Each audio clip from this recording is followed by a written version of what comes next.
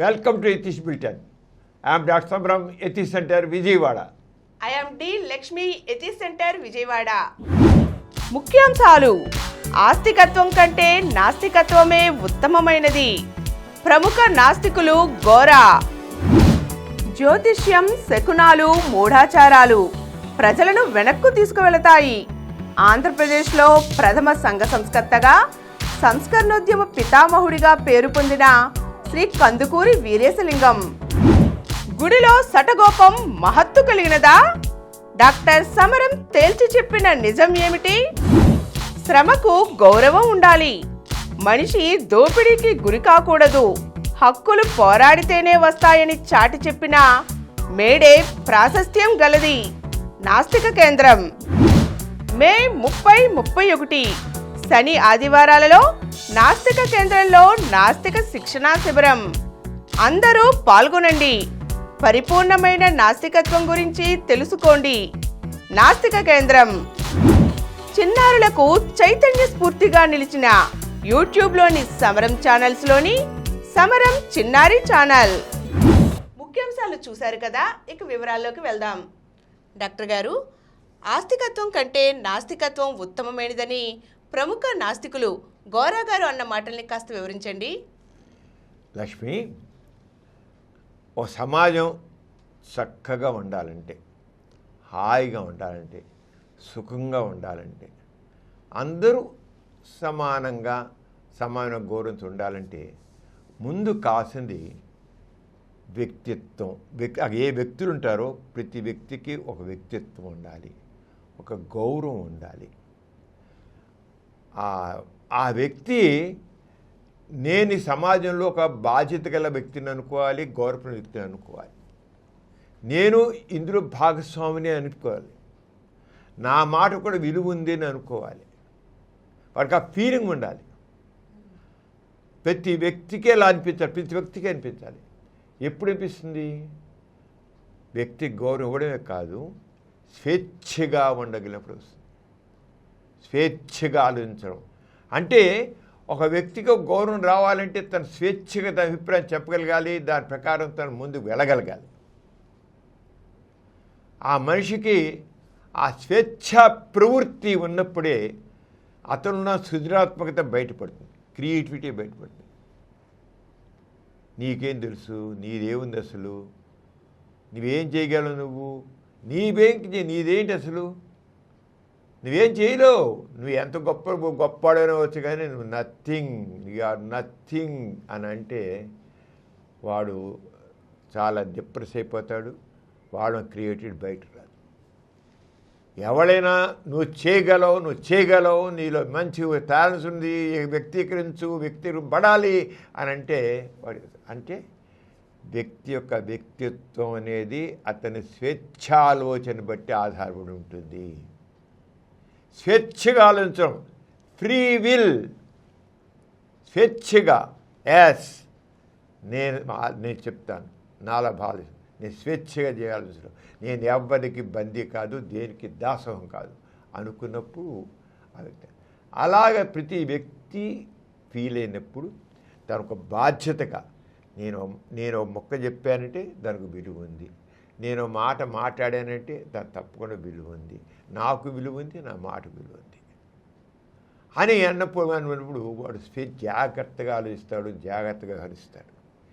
ఎప్పుడైతే సమాజంలో వ్యక్తి తాను బాధ్యతాయుతంగా వ్యవహరిస్తాడో, సమాజంలో వ్యక్తులందరూ బాధ్యతగా ఉంటారో, ఉండేటికల్లా సమాజం అంతా కూడా చక్కగా ఉంటుంది. సామాజిక వ్యవస్థ ఒక నియమబద్ధంగా తయారవుతుంది. నియమబద్ధంగానే కాదు, అక్కడేముంటుంది, ప్రతి వ్యక్తికి గౌరవం ఉంటుంది, ప్రతి వ్యక్తి సమానంగా చూడబడతాడు, సమానత్వం ఉంటుంది, అన్నీ బాగుంటాయి. అంటే అక్కడ వ్యక్తి యొక్క ఎక్కడ ఫ్రీ విల్ ఎప్పుడైతే ఉందో, స్వేచ్ఛ ఉందో, వ్యక్తికి స్వేచ్ఛ, భావ్యక్తికి స్వేచ్ఛ, దేనికి తను దాసోహం కాకుండా ఉంటాడు, స్వేచ్ఛ, దేనికి తను స్లేవ్ కాకుండా ఉంటాడు, స్వేచ్ఛ. అలా ఉండాలి. అలా ఉన్నప్పుడు ఆ సమాజం అవుతుంది. ఇప్పుడు మరి ఆస్తికత్వంలో మరి మా సమాజంలో కొంత వ్యక్తులు తమను తాము చాలా తక్కువగా భావిస్తారు. మనం చేసేది ఉంది, మన మాటకి ఏంటి అంతా దైవలీల. ఆ దేవుడు నేను ఎంత అనుకుంటే ఏం లాభం, నేనేం చెప్తే ఏం లాభం, నాకేంటి, నాకు విలువ, నా మాట విలువ అనుకుంటా, బోల్డ్ అనుకుంటాను, ఏ లాభం. అది ఆస్తికత్వంలో వ్యక్తికి దాసోహ ప్రవృత్తి, స్లేవ్ మైండ్. ఫ్రీ విల్ అనేది నాస్తికత్వం, స్లేవ్ మైండ్ అనేది ఆస్తికత్వం. ఫ్రీ విల్ ఉన్న చోట స్వేచ్ఛగా, వ్యక్తి స్వేచ్ఛ, ఇండివిజువల్ ఫ్రీడమ్ ఎప్పుడైతే ఉంటుందో వాడు చాలా ఫ్రీగా తన భావాన్ని వ్యక్తీకరిస్తాడు, చక్కగా పైకి వస్తాడు. స్వేచ్ఛ, ఆ స్వేచ్ఛ అనేది ఆస్తికత్వంలో ఉండదు. దాసోహం, నేను ఒకటి తెలుసును, దైవం ఒకటి తెలుసును, నేను ఒకటి తెలుసు, దైవం ఒకటి తెలుసును. ఏం చేస్తాడు వాడు? ఎందుకు కీటీతో వస్తాడు? రాడు వాడు కీటీని బయట పెట్టాడు వాడు. ఇంకా సమాజంలో నీకు మనిషికి ఒక విలువ ఎక్కడుంది? ఎవడో వాటిని తెగించి ముందుకొచ్చి ఇవన్నీ నా పట్టదు, నేను చేసుకెళ్తాను, నేను దాసోహం కాదు ఎవరికి, నేను ఒకటి దైవం ఒకటి తెలిసినది నేను పట్టించుకోను, నేను తీసుకెళ్తానని వెళ్ళినప్పుడే వాడే సమాజాన్ని ముందుకు తీసుకెళ్తాడు పోరాట స్ఫూర్తితో. అంతే. వాడి ఈ సమాజం ఈ రోజు ఇంత ముందుకు వెళ్ళిందంటే అలాంటి వ్యక్తులలో ఇచ్చింది. మన భారతదేశం మరి ఎంతో పురాతనమైనటువంటి సంస్కృతి కలిగిన భారతదేశం సంస్కృతి. కానీ ఏ లాభం? ప్రీ రిలీజ్ సొసైటీలో అక్కడ భయంతో ఏమి తీరా అంతా అజ్ఞానం. రిలీజ్ సొసైటీకి వచ్చాడుకల్లా మతపరమైన వ్యవస్థ వచ్చాడుకల్లా మనిషి ఈ బందీ చేసి పెట్టారు. నీకు స్వేచ్ఛ లేదు, అంత దైవ నిర్ణయమే, ఆచారాలు సాంప్రదాయాలు మనిషికి ఒక విలువ లేకుండా చేసి పరిచారు. మనిషికి విలువ లేదు. ఏ సమాజం అయితే మనిషికి విలువ ఉండదో ఆ మనిషి ఎదగలేడు. నాస్తికత ఏం చేస్తుంది? మనిషికి విలువ, స్వేచ్ఛ, free will, no slave mind, నాస్తికత్వం. అక్కడ అస్సలు బేసిక్గా నీకు నాస్తికత్వానికి ఆస్తికత్వానికి తేడా ఏంటంటే free will, freedom of thought, freedom of expression, freedom of action. That is atheism. Positive గోరగా చెప్పినది. ఆస్తికత్వంలో స్లేవ్ మైండ్, నో ఫ్రీడమ్. ఏ ఫ్రీడమ్ ఏంటంటే నేను అనుకునే దేవుడు దైవ సంకల్పం ఎలా ఉంటుందో, నా నూరిరాత ఎలా ఉంటుందో, నా అదృష్టం ఎలా ఉంటుందో. ఇంకేం చేస్తాడు వాడు? ముందే నేను చేయలేను అని కూర్చుంటే, చేయలేను అనే భావంతో ఎప్పుడైతే ఒక వ్యక్తి మొదలైతే చేయలేడు. నేను చేస్తాను, నేను చేయగలను అని ఏ వ్యక్తి అనుకుంటాడో ముందుకెళ్తాడు. నేను చేయగలను అనుకోవాలి. అది నాస్తికత్వం. మనిషిని ఆ రకంగా మనిషిని మంచిగా తయారు చేస్తుంది. ఇప్పుడు మన సైంటిస్టులు అందరూ కూడా వాళ్ళు నాస్తికులు అనుకోకపోయినా సరే నాస్తిక చైతన్యం ఉండబట్టే సమాజానికి వాళ్ళు తోడ్పడ్డారు, కొత్త కనిపెట్టారు. సంఘ సంస్కృతులు కూడా ఎవరైనా సరే వాళ్ళు ఉన్న వ్యవస్థని, దురాచారాలని, మూఢనమ్మకాలని ఖండించి ఉంది అంటే వాళ్ళు నాస్తికులు చెప్పుకోకపోయినా సరే వాళ్ళు నేను మారుస్తాను ఈ వ్యవస్థని, నేనే మార్చాలి, ఎవడు చేయలేడు. రాజారామరాయ సతీ వ్యవస్థని మార్చాడంటే నో, నేను ఆ సతీ సాగమానాన్ని నేను ఒప్పుకోను. ఎందుకు మారదు? నేను అడ్డం పడతాను, నేను చేస్తాను అన్నాడు. యాక్ట్ చేయించాడు బ్రిటిష్ వాళ్ళ చేత, దాన్ని కట్టించాడు. కందుకూరి విశ్వం గారు వచ్చారు, విధవా వాళ్ళందరూ విధవా పెళ్లి చేసుకోవడం వీలేదు. విధవ ఎందుకు పెళ్లి భర్త తెచ్చిపోయాడు ఏదో కారణం వల్ల. ఎందుకు ఉండాలి? ఎందుకు జీవితాంతం అమ్మ ఎందుకు ఉండాలి? విధవ పెళ్లి చేసుకోను. ఎందుకు ఒంటరిగా ఎందుకు బతకాలి? బోడుగుండు చేసుకుని తెల్ల చీరకొని ఎందుకు కూర్చోవాలి?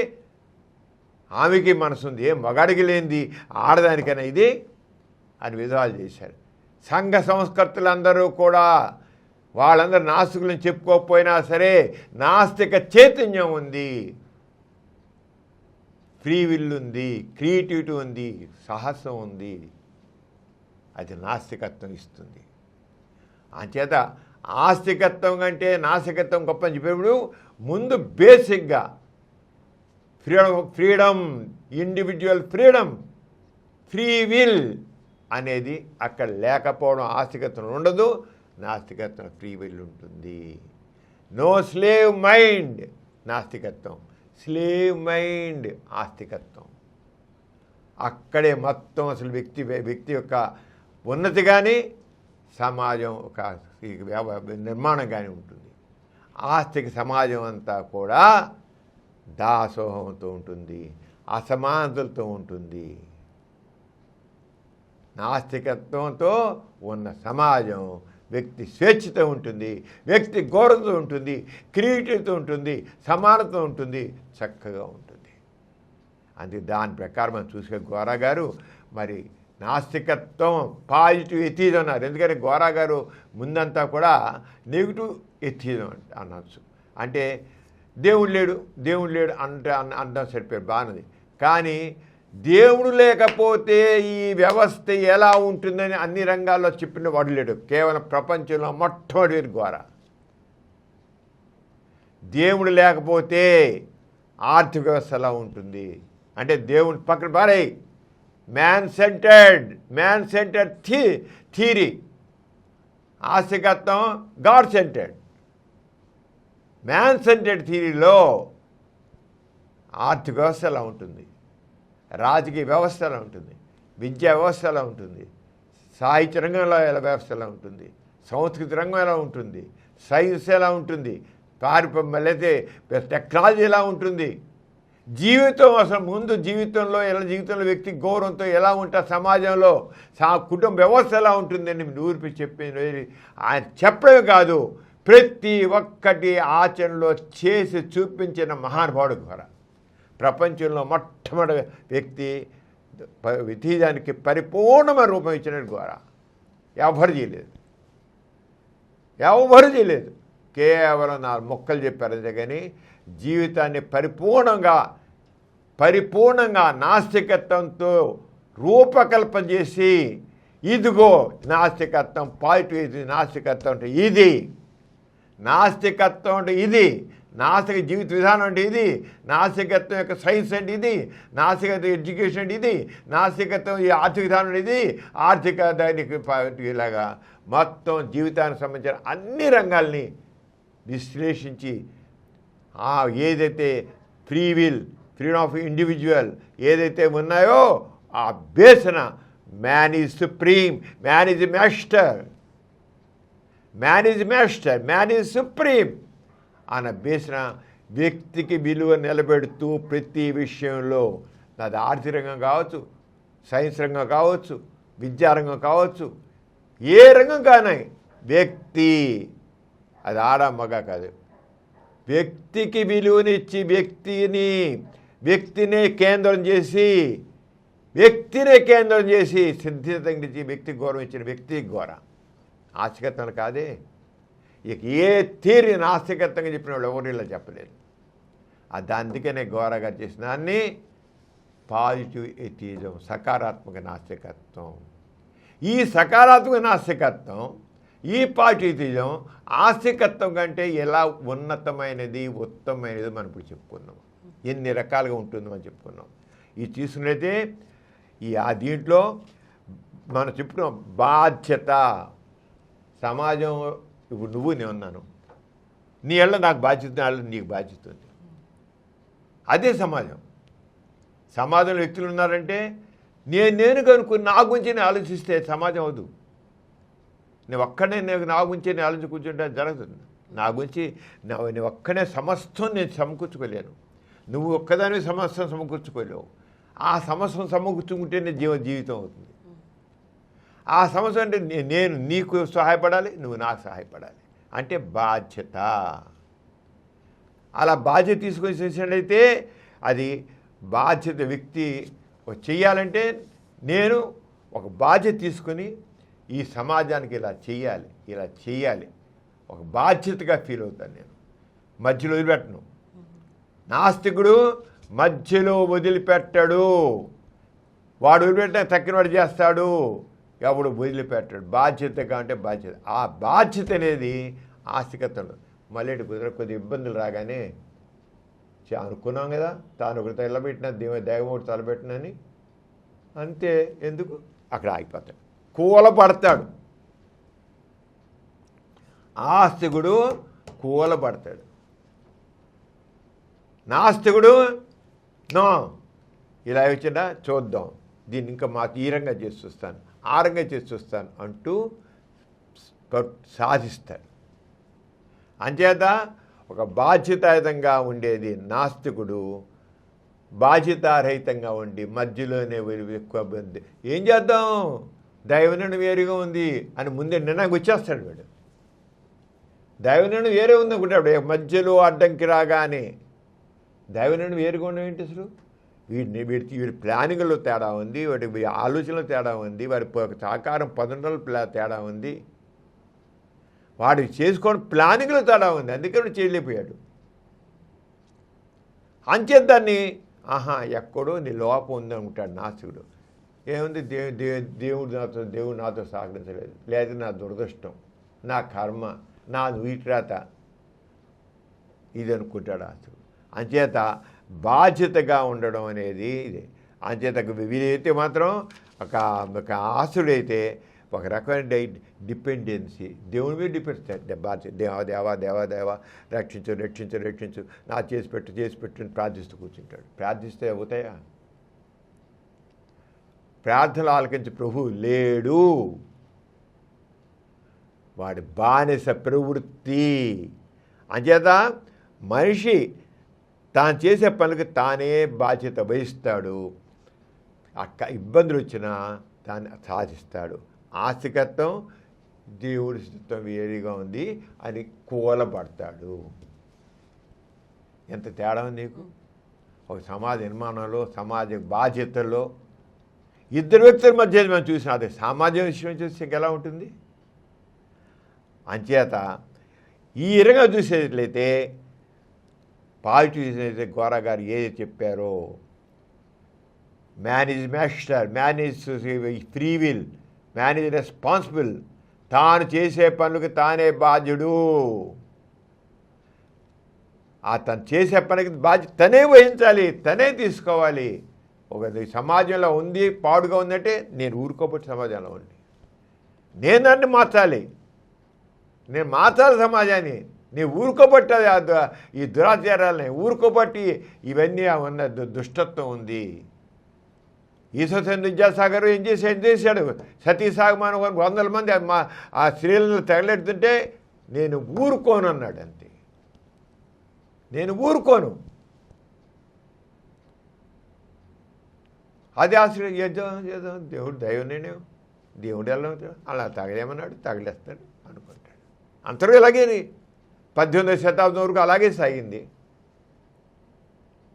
ఎంతమంది వేలాది మంది ఆడవాళ్ళు అలా చనిపోయారు సజీవంగా.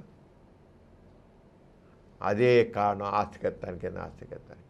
ఈశ్వర విద్యాసాగర్ నాస్తికని చెప్పుకోకపోయినా ఆయనలో నాస్తిక చైతన్యం గట్టిగా ఉంది. ఎందుకంటే బాధ్యతాయుతంగా వ్యవహరించాడు. బాధ్యతగా ఆస్తిక బంధనాల్లోంచి బయటపడ్డాడు, ఆస్తిక సంఖ్యల్లోంచి బయటపడ్డాడు. ఫ్రీడమ్, ఫ్రీ విల్ అది ఇస్తున్నాడు. అలాగే శాస్త్రీయ దృష్టి, తర్వాత బ్లైండ్ విల్ బిలీఫ్స్ అన్నమాట. అంటే సైంటిఫిక్ నాలెడ్జ్, సైంటిఫిక్ టెంపర్ అంటాం. ఆ సైంటిఫిక్ టెంపర్ అనేది శాస్త్రీయ దృష్టి ఉంటుంది నాస్తికత్వంలో. ఆస్తికత్వంలో అంధవిశ్వాసాలు, ప్రశ్నించడం, నువ్వు ప్రశ్నించడానికి వీలు లేదు అంటారు.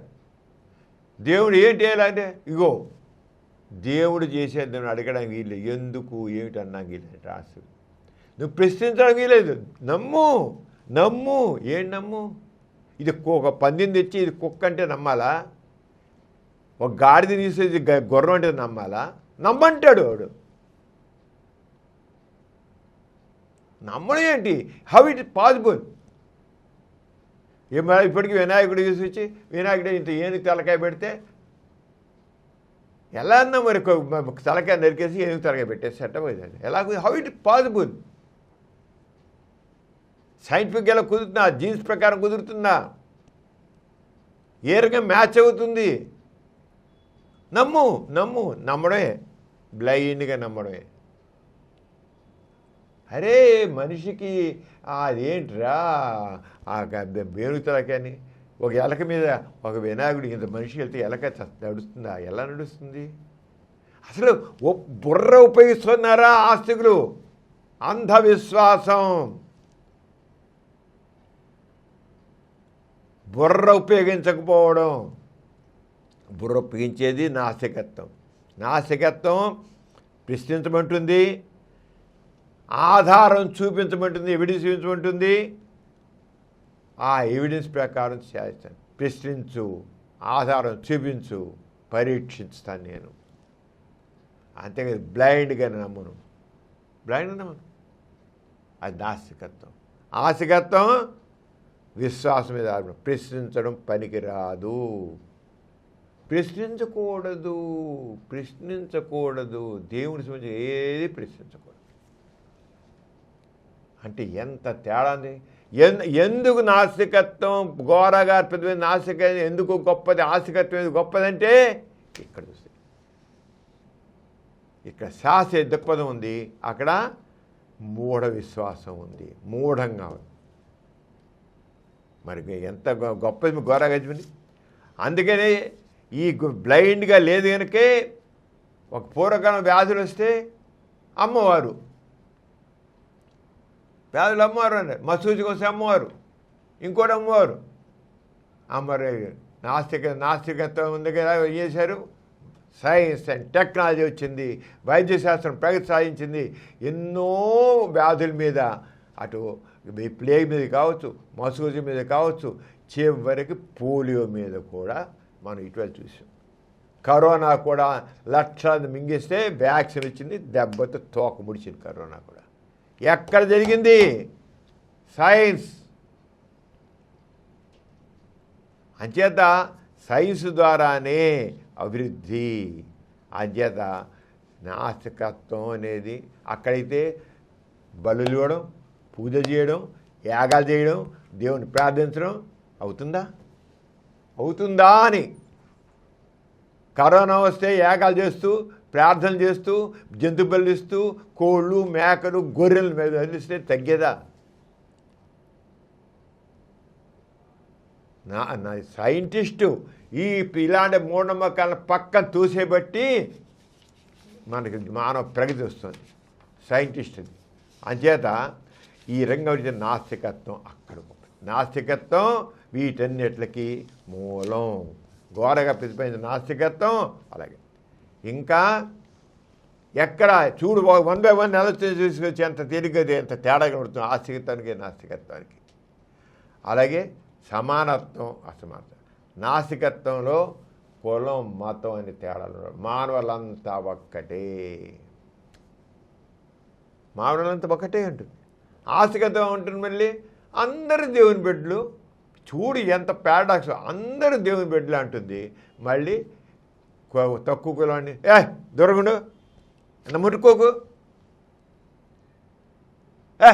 నా మడి కూడా అంటుకున్నావు, మడి చీరగా అంటుకున్నావు, చిచి అని చీరిసి పక్కన పారేసేసి వాటి తీసి ఒక పక్క అందరు దేవుని బిడ్డలు అంటారు. సమానత్వం ఇది సమానత్వం ఎక్కడ? నాస్తికత్వంలో ఈ కులం ఆ కులం లేదు, ఈ మతం ఆ మతం లేదు. ఇక్కడ శుభ్రం నాస్తికత్వం అందరూ సమానం. ఇక్కడ చేయగల అసమానతలు. ఆలోచించు ఎంత తేడా ఉందో నాస్తికత్వానికి ఆస్తికత్వానికి. మాటకి చేతకి సంబంధం లేనిది ఆస్తికత్వం, మాటకి చేతకి సంబంధం ఉండేది నాస్తికత్వం. మరి ఘోరగా నాస్తికత్వం ఎందుకన్నారు? ఆస్తికత్వం అంటే నాస్తికత్వం ఉత్తమైంది ఎందుకన్నారంటే ఇందుకే అన్నారు. అంచేతే ఆయన కులాలకి మతాలకి వ్యతిరేకంగా పోరాడారు. దాన్ని జరుపుకోవడం. ఇప్పుడు సమాజంలో చాలా వరకు అలాగే మార్పు వస్తుంది, అందరూ బాగా తగ్గ ఉంటున్నారు. అలాగే అంటే ఎంత మేరకు ఆస్తికత తగ్గుతూ వస్తుందో, ఆస్తిక నమ్మకాలు తగ్గుతూ వస్తున్నాయో, సమాజం అంత మేరకు నాస్తికత్వం వచ్చి సమానత్వం హాయిగా ఉంటున్నారు. అలాగే నైతికత, నైతికత అనేది మంచితనం. మన ఇద్దరి మధ్య మంచితనం అంటే ఇలా ఉంటాం. మంచితనం లేదు, నేను మోసం చేస్తాను, నన్ను మోసం చేస్తుంటావు, నీ మీద నాకు నమ్మకం, నా మీద నీకు నమ్మకం. నేను వెన్నుపోటు పుడుస్తాను, నువ్వు వెన్నుపోటు పుడుస్తావు. నాస్తికత్వంలో నైతికత ఉంటుంది. అక్కడ దేవుని భయం పెడతారు, దేవుని భయం. అంటే నాస్తికత్వం మంచితనం ఆధారంగా నైతికత ఉంటుంది. నైతిక విలువలు, సమానత్వం, మానవత్వం అవన్నీ ఉండి వ్యక్తి బాధ్యత. సమాజంలో విలువలను కాపాడడం వ్యక్తి బాధ్యత. Social check. నువ్వు ఇలా చెప్పావు, చేస్తా అన్నావు, నువ్వు ఏదో సాయం చేస్తున్నాడు, ఇలా ఉంటే పనికి రాదు. 2 వర్షాలు అక్కడ ఆస్తికుల్లో తప్పు చేస్తే పోలేరా అక్కడ నరకానికి పోతాడు అంటారు. ఓ దుర్మార్గుడు ఉంటే పోలే వాడు నరకానికి పోతాడు అంటారు. ఎక్కడ నరకం ఏమిటి తెలుసు, ఇక్కడ ఈ దుర్మార్గం అంతా జరుగుతూనే ఉంటుంది. అదే నాస్తికత్వంలో సోషల్ చెక్ ఉంటుంది. ఎవడన్నా తప్పని చేస్తుంటే, తప్పనంటే సమాజానికి సామాజిక నైతిక విలువలకు వ్యతిరేకంగా చేస్తుంటే చెక్ చేసి తప్పు నువ్వు చేసేది అని కంట్రోల్ చేస్తాను. అది నాస్తికత్వం ఉంటుంది. ఆస్తికత్వం ఎవరోజున పక్కవాడేది వెంటనే నువ్వు చేసే తప్పు, నువ్వు మాట్లాడేది తప్పు, అది ఆస్తికత్వం అయితే దేవుడు చూసుకుంటాడులే, వాడు నరకానికి పోతాడులే, వాడు పాపను ఎంత తేడా ఉంది నీకు. అంటే నైతికత అనేది అక్కడ దేవుడి భయం పెట్టినా ఉండాల్సిన అవినీతి, ఎంత అసమానత ఉండాలి, అంత అవినీతి ఉండాలి, ఎంత దోపిడీ ఉండాలి, అంతా ఆస్తికత్వంలో ఉంది. అంతా ఉంది అక్కడ. ఎందుకు చెప్పారు అంటే నాస్తికత్వం అక్కడికక్కడ చెక్ చేస్తుంది. సమాజంలో చెక్ చేస్తుంది. సమస్యకి పరిష్కారం. నాస్తికత్వం సమస్యలను శాస్త్రీయ పరిష్కారం చేస్తుంది. మనిషి ప్రయత్నం కృషితోనే సమస్యలు పరిష్కారం అవుతాయి.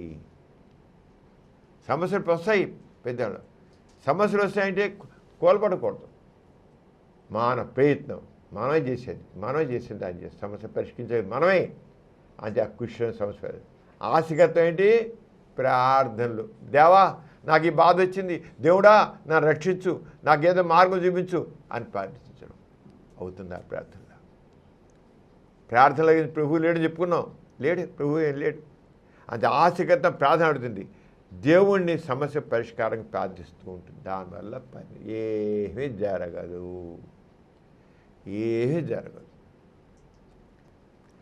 ఇప్పుడు వ్యాధి చెనుకో, వ్యాధి వస్తే మనకి చికిత్స చేయాలి కానీ, మందులు వాడాలి కానీ దేవుని ప్రేమ తగ్గుతుందా? తగ్గదు. నీకు తగ్గదు, మందు వాడాలంతే. మరి దేవుని ప్రకారం దేవుని ప్రార్థించు. దేవుని ఆశీర్వాదం దేవుని ప్రార్థించు. దేవుని ప్రతిదానికి దేవుని ప్రార్థించడం.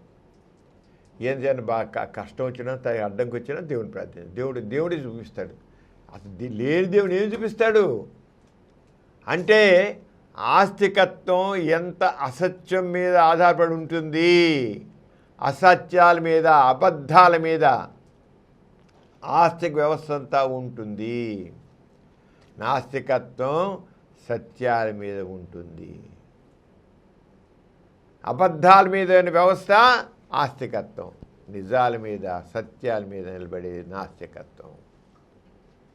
అంచేత అలాగే ఐక్యత. నాస్తికత్వంలో అందరూ మానవులు అంటారు కదా, అంచేత మానవులను ఒకరు ద్వేషించుకోరు. కులాల్లో మతాల్లో ఇదే అందరూ మన ప్రపంచంలో మన జాషువా అన్నాడు, నేను విశ్వనరుడిని అన్నాడు జాషువా. నేను విశ్వనరుడిని. ప్రతి నాస్తికుడు అలాగే అనుకుంటాడు. నేను ప్రపంచ పౌరుణ్ణి, విశ్వనాథుడిని. అంతేగాని వాడు వేడుకోండి ద్వేషించడు. అంచేత దీంట్లో నాస్తికత్వంలో మరి ఐక్యత ఉంటుంది, ఘర్షణలు ఉండవు. అది ఆస్తికత్వంలో మత భేదాలు, ఘర్షణలు ఉంటాయి, మత సంఘర్షణ ఉంటాయి. మనకు తెలుసు దేవుని పేట ఎన్ని రిలీజియస్ వార్స్ జరిగాయి. లక్షలాది మంది చదివిపోయి చనిపోయారు. మిడివల్ హిస్టరీ తీసుకున్నట్టయితే మతం పేరిట యుద్ధాలు జరిగాయి,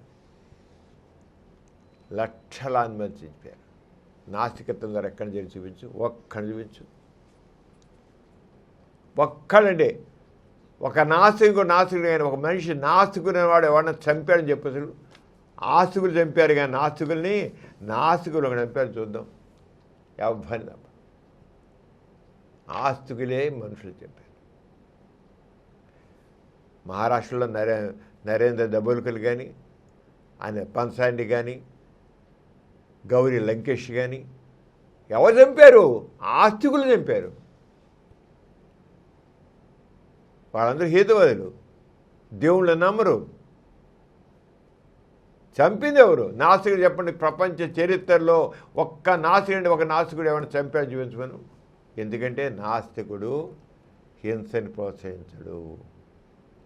నాస్తికుడు ఈ సమస్యని ఎలా పరిష్కారం చేస్తానని చూస్తాడు, కానీ ద్వేషించడు, అసహించుకోడు. అందరు మానవులే. ఏ మనిషి వాడు ఏ మతం వాడైనా, ఇప్పుడు మనిషి మతమైనా పాజిటివిజంలో వాడు ఏ మతం వాడైనా, ఏ కులం వాడైనా సరే వాడు మనిషి అని ఆలోచిస్తాడు. నాకు ఏ గౌరవం కావాలో అతనికి ఆ గౌరవం ఉండాలి. మారాలి, అతను కూడా మారితే అలాగుంటే బాగుంటుంది. అర్థం చెప్తాడు. ఆడ ఆస్తికుడు కనుక పారా నువ్వు అని అంటే వాడు నాస్తికుడు అవ్వడు. నాస్తికుడు అన్నవాడు ఎదుటివాడిని కూడా ప్రేమిస్తాడు, గౌరవిస్తాడు, వాడిని కూడా మంచి మార్గం తీసుకురావడానికి కృషి చేస్తాడు.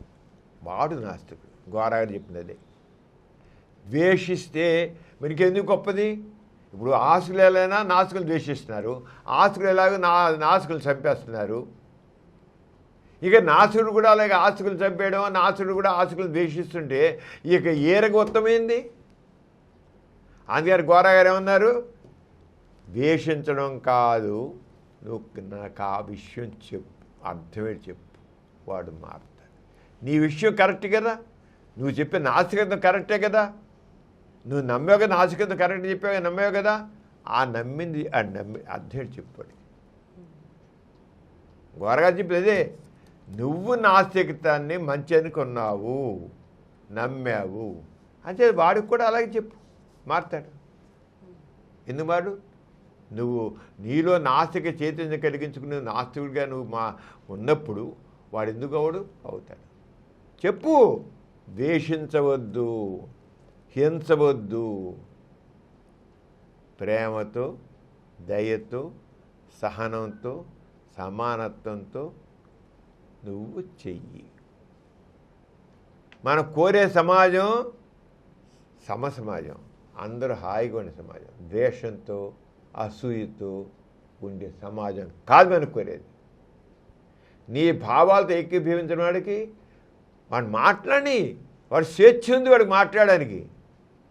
వాడి భావాన్ని వ్యక్తీకరించు, నువ్వు చెప్పు. నువ్వు అది ఎలా తప్పు నువ్వు కూడా చెప్పు.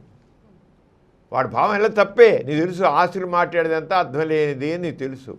నువ్వు చెప్పు. వాడు మాకు చెప్పాక నువ్వు చెప్పు. వాడు చెప్పని అది చెప్పేంత తప్పని తెలుసు. ఆస్తులను మారేవంటేనే ఆస్తికత్వం కంటే నాస్తికత్వం చాలా గొప్పది, ఇది చాలా విజ్ఞానదాయకమైనది, ఇది చాలా సైంటిఫిక్ అయింది అని నువ్వు నమ్మొచ్చావు కానీ నువ్వు చెప్పు. అని చెప్పని వ్యక్తి స్వేచ్ఛ ఉంది. నాస్తికత్వంలో ఇండివిజువల్ ఫ్రీడమ్కి ఉంది, హక్కు ఉంది, ఫ్రీడమ్ ఆఫ్ ఎక్స్ప్రెషన్కి ఉంది.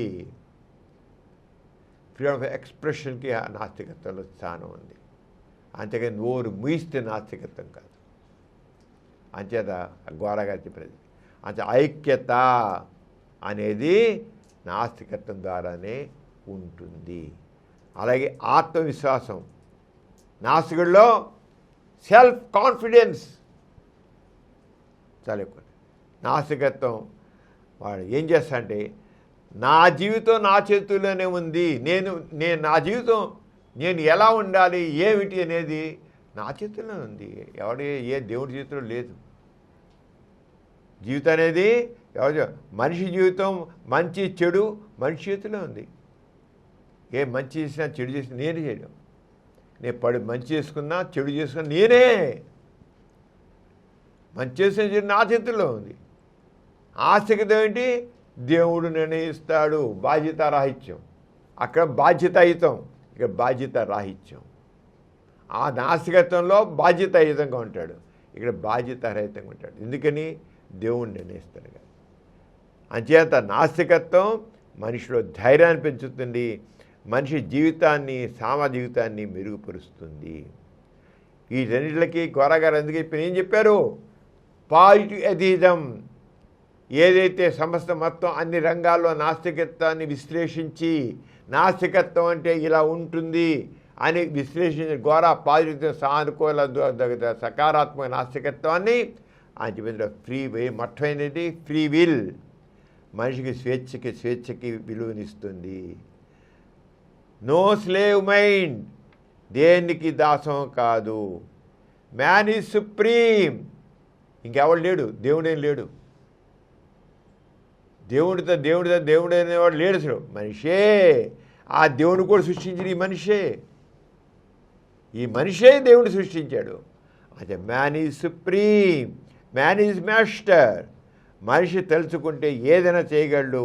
అందుకని చక్కని మానవ నాగరికతను అతనే నిర్మించగలుగుతున్నాడు. ఈ రోజున మనం ఇంత నాగరికత ఉంది, ఇంత సైంటిఫిక్ అండ్ టెక్నాలజీ ఎంత అడ్వాన్స్ అయింది, ఎవరి వల్ల అయింది? దేవుడు తెచ్చిపెట్టాడా? ఎవడని దింపాడు పైన కిందకి? మనిషి చేసుకున్నాడు. అలాగే శాస్త్రీయ ఆలోచన విలువ ఉంటుంది నాస్తికత్వంలో. సమాజ సేవను ప్రోత్సహించండి. లింగ సమానత్వం నాస్తికత్వంలో ఆడవాళ్ళు మగవాళ్ళని తేడా లేదు, ఆల్ ఆర్ ఈక్వల్. మానవ గౌరవాన్ని కాపాడుతుంది ఈ తీరం. అంచేత గోరా గారి చెప్పింది ఏంటంటే సానుకూల నాస్తికత్వం అంటే పాజిటివిజం సహజంగా సమానత్వం, శాస్త్ర దృష్టి, మానవ బాధ్యతను ప్రోత్సహిస్తుంది. దేవుడిపై ఆధారపడడు మనిషి. దేవుడు లేడు, దేవుడిపై ఆధారపడడం అంటూ ఉండదు. దేవుడి మీద ఆధారపడడం అంటూ ఉండదు. భయంతో జీవించడు. అమ్మో దేవుడు ఏం చేస్తాడు, స్వర్గానికి పోతాయేమో, ఇలాంటి భయంతో ఏమీ ఉండదు. మానవత్వం కోసం మానవత్వం పనిచేస్తాడు, మానవత్వం కోసం సమానం. అందుకనే గోర గారు చెప్పింది ఏంటంటే ఎథిజం అనేది ఆస్తికత్వం కంటే చాలా ఉత్తమమైనది. మంచి సమాజ నిర్మాణానికి మంచి మార్గాన్ని ఏర్పరుస్తుంది. మనం కోరేది మంచి సమాజం, సమాజం అందరూ హాయిగా ఉండే సమాజం మనం కోరుకుంటాం. అది గోరా గారు ప్రతిపాదించిన పాజిటివ్ ద్వారానే వస్తుంది. అంతేగాని ఓన్లీ దేవుడిని తిట్టు కూర్చుంటే ఏంటి? దేవుడిని తిట్టు కూర్చున్నావు ఏంటి? దానివల్ల వేదాలు తిడుతూ కూర్చున్నావు ఏంటి? ఒరిగింది ఏంటి? ఏమిటి అవుతుంది? అవన్నీ కొట్టిపారే, తీసి పక్కన పారే. అవి మనకి పనికి రావు. మనిషిలో స్లేవ్ మైండ్ని తీసుకొస్తాయి. వేదాలు పక్కన పారే, స్లేవ్ భగవద్గీత పక్కన పారాయి. ఆ రెండింటి పక్కన పారే. మోడర్న్ మ్యాన్ మనిషి కోసం ఏది కావాలో అది చేయి. శాస్త్రీయ విజ్ఞానం కావాలి, శాస్త్రీయ దృక్పథం కావాలి, మానవ సమార్థం కావాలి, మానవుడి విలువ కావాలి. అంతే. ఆరోగ్యం మీద మనిషి గౌరవంతో, మనిషి స్వేచ్ఛతో, మనిషి విలువతో, మానవత్వంతో సమాజాన్ని, నూతన సమాజాన్ని మనం నిర్మించుకోవాలి. అదే సాధ్యమయ్యేది నాస్తికత్వం ద్వారానే. అందుకే రాబోయే యుగం నాస్తికత్వాన్ని సాధ్యపడే వ్యక్తి గోర. రాబోయే యుగం నాస్తికత్వానిదే, డౌట్ లేదు, దాంట్లో ఎటువంటి డౌట్ లేదు. ఇప్పటికే మనం చూస్తున్నాం ఎంత మార్పు వచ్చిందో. పాతకాలం చూస్తే ఎంత మార్పు వచ్చిందో, చాలా ఫాస్ట్గా మారిపోతుంది. రాబోయే యుగం నాస్తికత్వం అందే. అప్పుడే మనిషికి విలువ, మనిషికి గౌరవం, సమానత్వం. డాక్టర్ గారు, మన ప్రతి బులెటిన్లోనూ సామాజిక పురోభివృద్ధికి, మానవ కళ్యాణానికి తోడ్పడిన ఒక మహనీయుని గురించి చెప్పుకుంటున్నాం కదా, ఈరోజు ఎవరి గురించి చెప్తున్నారు? లక్ష్మి, ఈ రోజున మరి ఆంధ్రదేశంలో సంఘ సంస్కృతి ఉద్యమానికి ఆది పురుషుడు, అలాగే ఆయన్ని సంఘ సంస్కృతి ఉద్యమ పితామహుడు కూడా అంటారు. ఆయన కందుకూరి వీరేశ్వరం గారి గురించి చెప్పుకున్నాం. మనకి రాజారామయ్య ఉన్నారు, ఈశ్వర విద్యాసాగర్ ఉన్నారు, వీళ్ళందరూ వేరే ఉన్నారు ఇతర రాష్ట్రాల్లో. కానీ ఆంధ్రప్రదేశ్లో మాత్రం సంఘ సంస్కరణలో ఒక ప్రత్యేక తనదంటూ ఒక ముద్ర వేసి సంఘ సంస్కరణలో తను ప్రత్యేకంగా చూపించాడు తన వ్యక్తిత్వాన్ని. అది కందుకూరి వీరి. అంతకుముందు అంత ఇదిగా చూపించడం ఉన్నప్పటికీ ఈయనంత గొప్పగా ఇంపాక్ట్ చూపించిన మనుషులు లేరు. చేశారు, సంఘ సంస్కరణ చేసిన వాళ్ళు ఉన్నారు, ఇది వీరేశం గారికి ముందు. కానీ తనదంటూ స్ట్రాంగ్ ముద్ర. అందుకని ఈ రోజుకి కందుకూరి వీరేశం గురించి మాట్లాడుకుంటాం. ఆయన ఇవాళ వ్యక్తిలాగా మాట్లాడుకుంటాం. కానీ ఆయన పుట్టింది పడుకున్నావు నువ్వు. ఆయన 16 ఏప్రిల్ 1848లో. ఎంత కాలం కింద చూసుకో, దాదాపు 2 శతాబ్దాల కిందట ఆయన పుట్టింది. ఆయన కందుకూరి వీరేశం గారు అంటే ఈరోజు మనిషిలాగా మనం అన్నీ అనుకుంటాం. అంటే ఆయన ముద్ర ఎంత ఇదిగా ఉంది ఆంధ్రప్రదేశ్ ప్రజల మీద అని అర్థం. అందుకనే సంస్కరణోద్యమ పితామహుడు అంటారు ఆయన. ఆయన పుట్టింది మనం చెప్పుకున్నాం కదా 1848 ఏప్రిల్ 16న. ఆయన రాజమండ్రిలో పుట్టారు. మన ఆంధ్ర రాష్ట్రంలోనే ఆంధ్రప్రదేశ్ రాజమండ్రిలో పుట్టారు. తల్లిదండ్రులేమో సుబ్బారెడ్డి గారు, పొన్నమ్మ గారు. ఆయన సంస్కృతంలోను, తెలుగులోను, ఇంగ్లీష్లోను బాగా అధ్యయనం చేశారు. ఆయన సంస్కృతాన్ని, తెలుగుని, ఇంగ్లీష్లో బాగా మంచి నిష్ణాతులైన ఆయన జీవితం ఒక ఉపాధ్యాయుడిగా మొదలైంది, మొదలైంది. రచయిత కూడా ఉపాధ్యాయుడు రచయిత తర్వాత సంస్కర్తగా ఇంకా ఆయన చివరికి ఆయన సంఘ సంస్కృతి ఏంటంటే ఇంకా ఇవన్నీ వెనకబడిపోయాయి. టీచర్ అనేది, ఉపాధ్యాయుడు అనేది, రచయిత అని చాలా. అయితే రచయితగా కూడా ఆయన ప్రత్యేకత ఉందన్నమాట. అంత గొప్ప వ్యక్తి 1919 మే 27న మరణించారు. ఆయన మే 27న 1919లో ఆయన మరణించారు. ఆయన ముఖ్యంగా చేసిన సామాజిక సంస్కరణలో స్త్రీల సంబంధించిన విషయాలు, దాంట్లో విధవా వివాహాల ప్రోత్సాహం. విధవా వివాహాలని ఆయన ఇచ్చిన ప్రోత్సాహం అంతకుముందు ఎవరు ఇవ్వలేదు. ఆంధ్రప్రదేశ్లో అంటే ఆంధ్ర తెలంగాణ ఏరియాల్లో ఎవ్వరు కూడా విధవా వివాహాల విషయంలో అంత నడుం కట్టి చేసిన వ్యక్తి ఎవరు లేరు. సమాజంలో విధవలకు మళ్ళీ వివాహం చేయడాన్ని అంతకుముందు వ్యతిరేకించేవాళ్ళు. విధవల వివాహం ఏంటి, నాన్సెన్స్, మొండ మోపింది దానికి పెళ్ళి ఏంటి అనేవాళ్ళు. మొండ మోపింది అని. అలాంటి దాన్ని కాదు, ఆమె కూడా మనిషి, మనసున్న మనిషి అని చెప్పి విధవా వివాహం అనే వాళ్ళ విధవలకి వివాహం చేయడం అనేది చాలా గట్టిగా చేశారు. అంతవరకు ఒప్పుకునేవాడు కూడా కాదు వాళ్ళ పెళ్ళి అంటే. అసలు లేడీసే ముందుకు వచ్చి అమ్మో ఇంకా ఈ సమాజంలో ఒప్పుకోదు, పెళ్లి చేసుకోవాలని ఉన్నా కూడా వచ్చేవాడు. అది విచిత్రం, వచ్చేవాడు కాదు.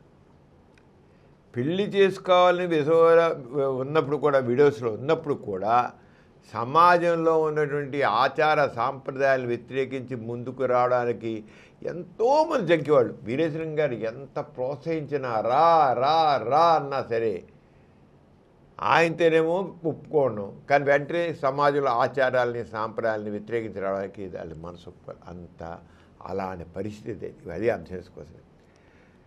ఆయన చివరికి ఆయన ధైర్యంగా ఆయనే ధైర్యంగా మొట్టమొదటిగా వివాహం చేశారు. అంతకుముందు ఎవరు చేయలే.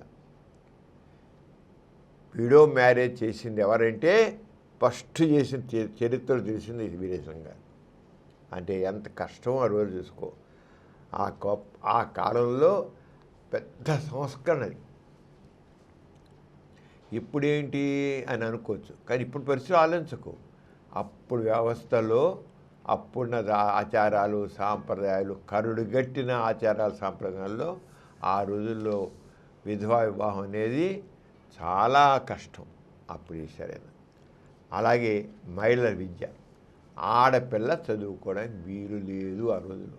ఎలా అయితే భర్త చనిపోయిన స్త్రీ మళ్ళీ పెళ్లి చేసుకోవడానికి వీలు లేదని ఎలా ఉండేదో ఆ రకంగా ఆడపిల్ల చదువుకోకూడదు. ఆడపిల్ల చదువుకోకూడదు. ఈ రోజున ఇప్పుడు ఆడపిల్లని చక్కగా చదువుకుని పైకి వచ్చి అన్నింటిలో ముందుంటున్నారంటే మహిళా జాగృతి ఎంత ఉందంటే, మహిళా సాధికారత ఎంత వచ్చిందంటే కారణం వీరేశం గారు. అమ్మాయిలకు విద్య అవసరం లేదనే భావం ఉండేది రోజు. ఆడపిల్లకి చదువు ఏంటి, ఆడదాని చదువు ఏంటి, ఆడదాని చదువు ఏంటి అంటే ఒక చులకన భావం ఉండేది. అలాంటిది బాలికల కోసం ప్రత్యేకంగా పాఠశాల ప్రారంభించాడు వీరేశం గారే. మొట్టమొదటిగా ఆడపిల్ల విద్య కోసం పాఠశాల ప్రారంభించారు. చూడు, ఒక సంఘ సంస్కరణ చేయాలంటే ఎంత ఇబ్బందిగా ఉంటుందో. అలాగే స్త్రీల అభివృద్ధికి ఎంతో, వాళ్ళ విద్యాభివృద్ధి కోసం ఎంతో కృషి చేశారు. అలాగే బాల్య వివాహాలు ఆ రోజుల్లో చిన్న ఏంటి అసలు ఒక 3 ఏళ్ళు 4 ఏళ్ళు 5 ఏళ్ళు పిల్లలకి పెళ్ళి అయిపోయాయి. కన్యాశుల్కం గురదారపర నాటకం అందరూ తెలుసు. ఒక 10 ఏళ్ళ అమ్మాయిని 60 ఏళ్ళు 70 ఏళ్ళ వాడికి ముసలోడికి ఇచ్చి పెళ్లి చేసేవాళ్ళు. వాడు డబ్బులు ఇచ్చేవాడు ఈ అమ్మాయికి, వీళ్ళ తల్లిదండ్రులకి. కన్యాశుల్కం ఆ రోజుల్లో పిల్లలు, చిన్న పిల్లలకి అసలు రజస్సులైపోయాక ఆడపిల్ల ఇంట్లో ఉందంటే చాలా అరిష్టం అనుకునేవాడు. రజస్సులైన తర్వాత ఆడపిల్ల ఇంట్లో ఉండడం అరిష్టం. అది ఆడపిల్ల రజస్సులు కాకుండానే పెళ్ళి చేసేయాలి. ఒక దాదాపు 100 ఏళ్ల కింద దాకా అదే పద్ధతి. 100 ఏళ్ల క్రితం దాకా అదే పద్ధతి. అసలు ఆడపిల్ల ఉండడానికి, రజస్సుల ఆడపిల్ల ఇంట్లో ఉండడానికి వీళ్ళే, పెళ్ళి అయిపోవాల్సిందే. రజస్సు కాకుండా పెళ్లి చేసేయాలి. రజస్సులు అయిందంటే అది ఇష్టం, ఆ ఇంటికి అరిష్టం. రజస్సులైన ఆడపిల్ల ఇంట్లో ఉందంటే ఆ ఇంటికి అరిష్టం. అది ఇక చూసుకో. అలాంటి దాన్ని బాల్య వివాహాలను వ్యతిరేకించాడు. ఏంటి, ఆడపిల్లకి చదువుకోవాలి. చిన్న వయసులో పెళ్ళిళ్ళు ఏంటి, అది పనికిరాదు. అలాగా ఆ రంగా చేస్తే సమాజం అభివృద్ధి చెందదు. చివరిగా ఆడపిల్ల ఆరోగ్యం కూడా దెబ్బతింటుంది. చిన్నపిల్లల పెళ్ళిళ్ళు ఏంటి అసలు అర్థం లేకుండా 14 ఏళ్ళకే కడుపు రావడం, పిల్లలు కనేయడమా. 14 ఏళ్ళు పిల్లలు కనేసేవారు, 13, 14 ఏళ్ళు పిల్లలు కనేసేవాళ్ళు. ఇక వయసు సంబంధం లేదు, ముసలోళ్ళ గురించి పెళ్లి చేసేవాళ్ళు. చివరికి అలా కాదు, వాళ్ళు చదువుకోవాలి, చదివేయాక వాళ్ళు పెళ్ళిళ్ళు అని చెప్పి ఆయన చాలా ఇదిగా ఇవన్నీ ఇప్పుడు చూస్తే మనం చాలా చిన్నగా అనిపించి వేగా అనిపిస్తుంది. కానీ ఒక్కసారి ఫ్లాష్ బ్యాక్లో వెళ్ళి ఆలోచించి చూస్తే ఎంత కష్టమైన విషయాలు రోజున. అంటే కందుకూరి వీరేశం లాంటి వాళ్ళు చేయబట్టి ఈరోజు ఇంత మార్పు. అంచేత సంఘ సంస్కర్తలు నిజంగా చెప్పాలంటే వాళ్ళే సంఘాన్ని తీర్చిదిద్దేవాళ్ళు, సంఘ సంస్కర్తలు. ఆయన దీనికోసమని హితకాన్ని సమాజం అని స్థాపించారు. రాజమండ్రిలో హితకాన్ని సమాజం పెట్టి దాని ద్వారా బాలిక విద్య, అలాగే పెళ్ళి, భర్త చనిపోయిన వాళ్ళకి పెళ్ళిళ్ళు చేయడం, చదువు, ఆడపిల్ల చదువు, బాల్య వివాహాల విధి, ఇవన్నీ చేసుకొచ్చారు. దాన్ని ముఖ్యంగా హితకాని సమాజం ద్వారా ఆయన ముఖ్యంగా ఇచ్చే ప్రాధాన్యత ఇచ్చారంటే విద్యకి, ఆడపిల్లల విద్యకి, అనాథ సేవ, అనాథుల కింద మహిళా సంక్షేమం, వీటి మాత్రం బాగా ఇంపార్టించారు. ఇక దాంతోపాటు ఆయన సాహిత్యం కృషి.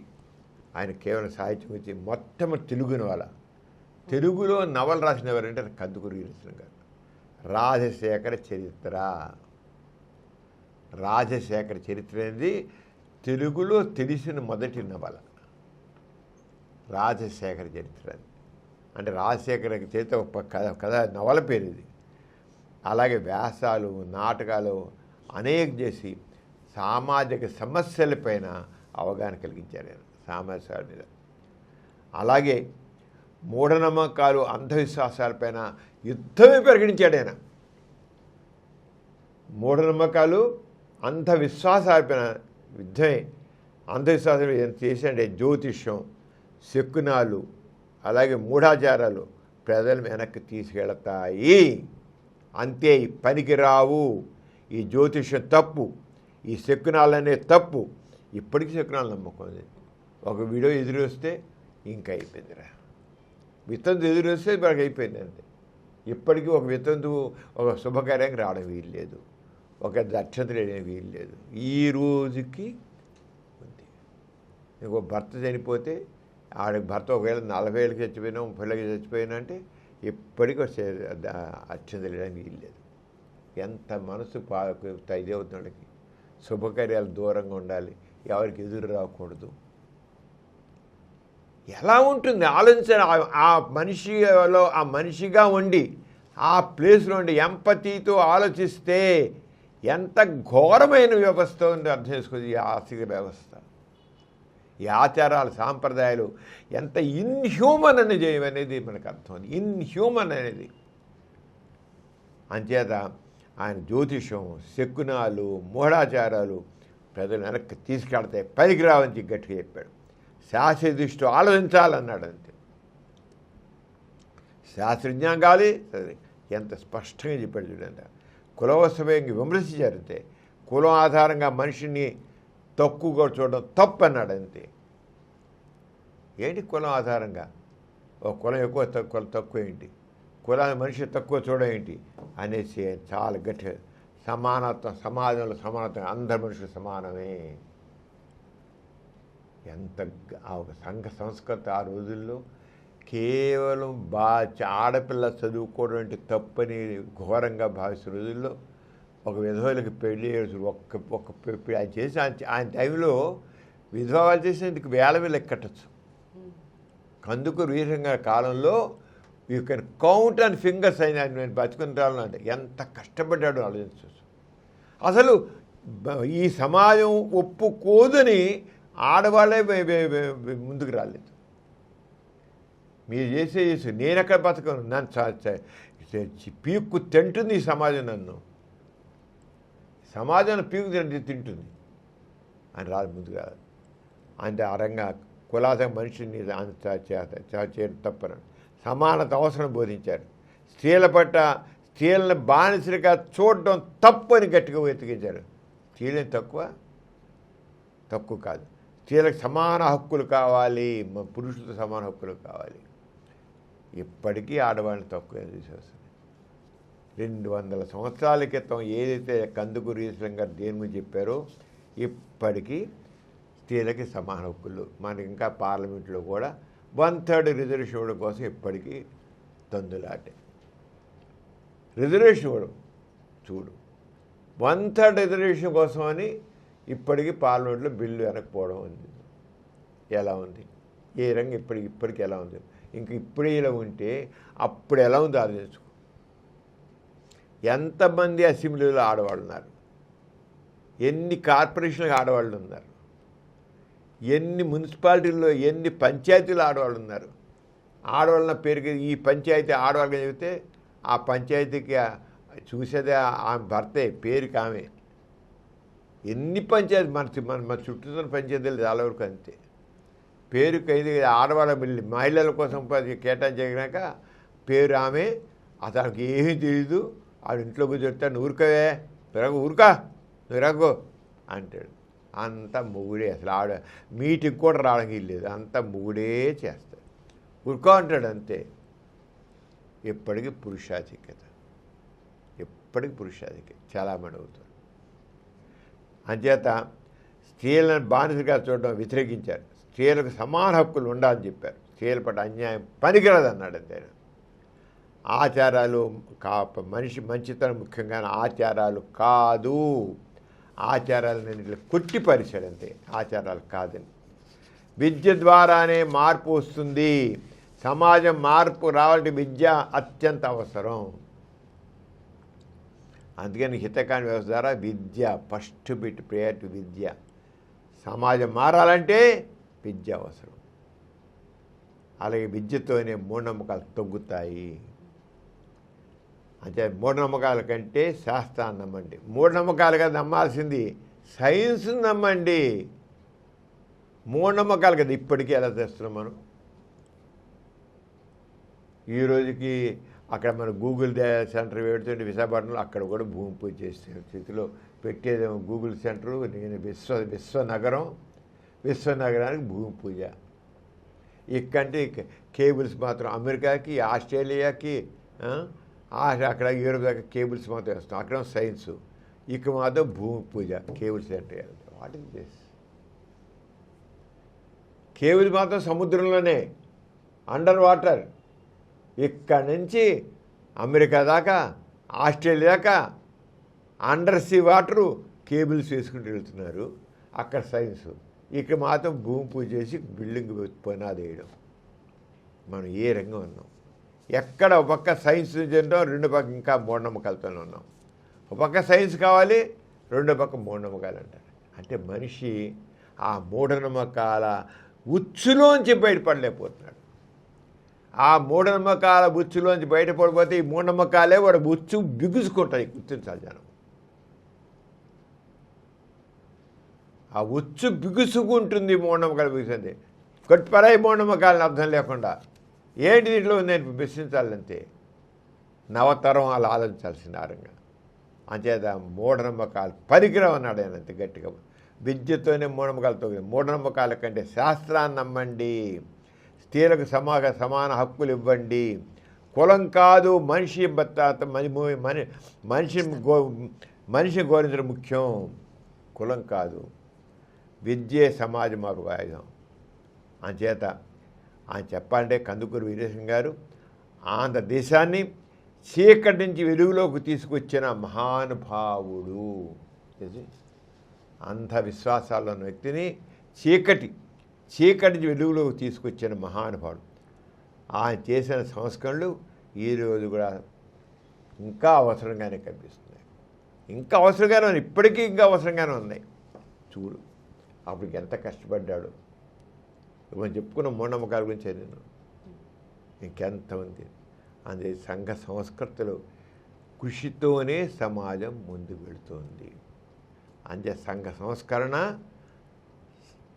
సైన్సు, ఎడ్యుకేషను అన్నీ కలిసి వెళ్ళాలి. అంతేగాని ఏదో ఒకటి ఒట్టి రాజకీయాలతో మార్పు రాదు. రాజకీయాలు, సంఘ సంస్కరణ అన్నీ కలిపి వెళ్ళినప్పుడే సమాజం మారుతుంది. దానికి కావాల్సింది పాజిటివ్ ఎథిజం.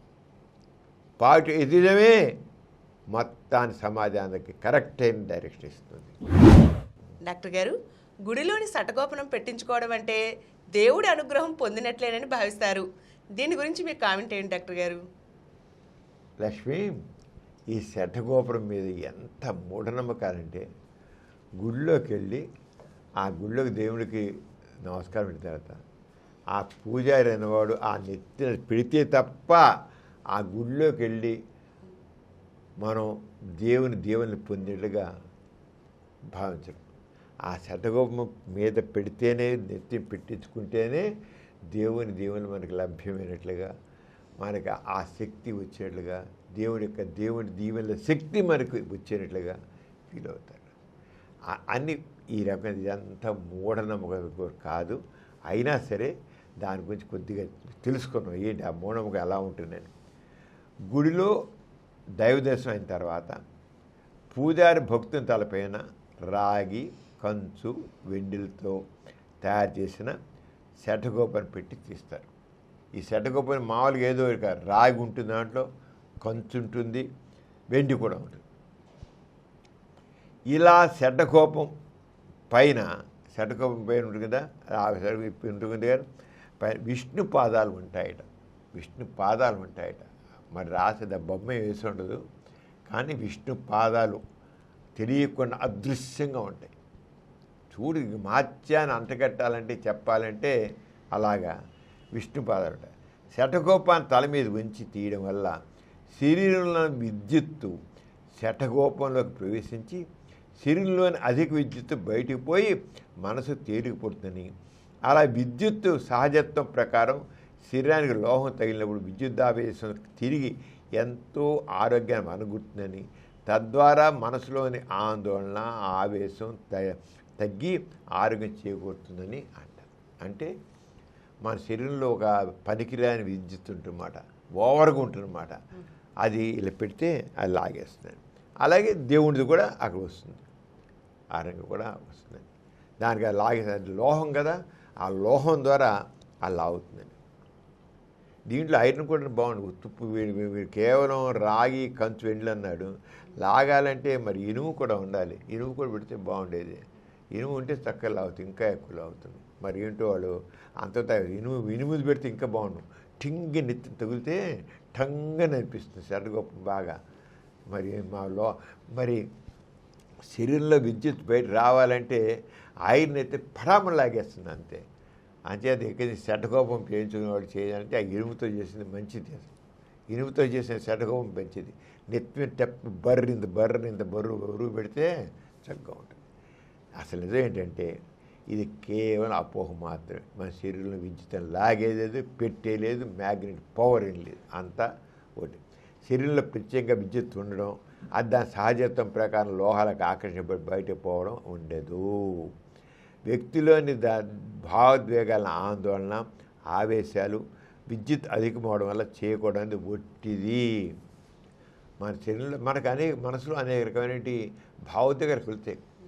రకరకాల కోపం రావచ్చు, ఆవేశం రావచ్చు, ఇంకోటి కావచ్చు, లేదా ఇంకో రకంగా భావాలు అనేక రకాలుగా మనకి మానసికంగా జరగచ్చు. అవన్నీ ఈ శటకోపం పెడితే బయటకు పోతాయా? ఎక్కడ పోతాయి? ఎలా పోతాయి? అది బ్రెయిన్లో తయారయ్యే ఉత్పత్తి ఇవన్నీ భావాలన్నీ కూడా. ఆవేశం, ఆందోళన, కోపం అనేవి వ్యక్తి నెగిటివ్ ఎమోషన్ సంబంధించినవి. మనకు ఆవేశించవచ్చు, ఆందోళన, కోపం అనేవి మనలో నెగిటివ్ ఎమోషన్ సంబంధించినవి. పాజిటివ్ ఎమోషన్స్ అయిన ప్రేమ, కరుణ, దయ, మంచితనం వంటివి పెంచుకుంటూ నెగిటివ్ ఎమోషన్స్ తగ్గించుకుంటే వ్యక్తిలో పాజిటివ్ యాటిట్యూడ్ డెవలప్ అవుతుంది. అంతేగాని చెడ్డకోపం పెట్టుకుని పోవు. నీలో నెగిటివ్ యాటిట్యూడ్ తగ్గాలంటే పాజిటివ్ యాటిట్యూడ్ పెంచుకోవాలి. పాజిటివ్ అంటే ఏం చేయాలి? ప్రేమ, కరుణ, దయ, మంచితనం అంటే పెంచుకుని వెళ్తే అప్పుడు నిదానంగా అయిపోతాయి. అంతేగాని చెడ్డకోపాన్ని నెత్తిని తీయించుకోవడం వల్ల ఒరిగేది ఏమీ లేదు. అర్థం లేని ఆస్తిక సాంప్రదాయాలను సంబంధించుకోవడానికి ప్రజలకు అర్థం కాని సైన్స్ కబుర్లు చెప్పి దగా చేయడం తప్ప మరొకటి కాదు. ఈ దగా చేయడం ఇంకోటి కాదు. చెప్తారు ప్రతిదానికి ఆస్తులు, ప్రతి దానికి పనికిమాలిన చెత్త అర్థాలన్నీ చేస్తారు. శటకోపం ఒక క్షణిక కాలం పెట్టి తీయడంతోనే వ్యక్తి బ్రతుకు బాగుపడేట్లయితే రోజంతా ఇనుప బుచ్చెలు నెత్తిని పెట్టుకుని మోసేవాళ్ళకి, నెత్తికి శిరస్త్రాన్ని పెట్టుకుని డ్యూటీ చేసే పోలీసులకి, సిపాయిలకి ఇంకెంత శుభాలు కలగాలో ఊహించవచ్చు. కానీ వాళ్ళ బతుకులు ఎలా ఉన్నాయి? వాళ్ళ శటకోపాల కంటే గట్టివాళ్ళు. కానీ వాళ్ళ బతుకులు, వాళ్ళ బాధలు, వాళ్ళ జీవితాలు ఎక్కడ వేసిన గొంగళే అక్కడే ఉన్నట్టుగా ఉండిపోతాయి. ఆస్తి సాంప్రదాయాల్ని సైన్స్ పేరు సమర్థించుకోవడం సూడో సైన్స్ తప్పకూడదు. సూడో సైన్స్ అంటే ఒకటి అర్థం లేదు సైన్స్. సైన్స్ సైన్స్ అనిపిస్తే సైన్స్ కాదు, కేవలం బూటకు కబుర్లు. అంచేత శటకోపం గురించి చెప్పేవన్నీ కూడా అర్థం లేనివి. దానిలో ఏమీ లేదు. అసలు దేవాలయం అసలు దేవుడు అనేవాడు లేడు. ఆ దేవుడి మహత్యం అనేది లేదు. ఈ శటకోపం మీద ఒరిగేది లేదు. ఎథిస్ట్ బులెటిన్లో చిన్న విరామం.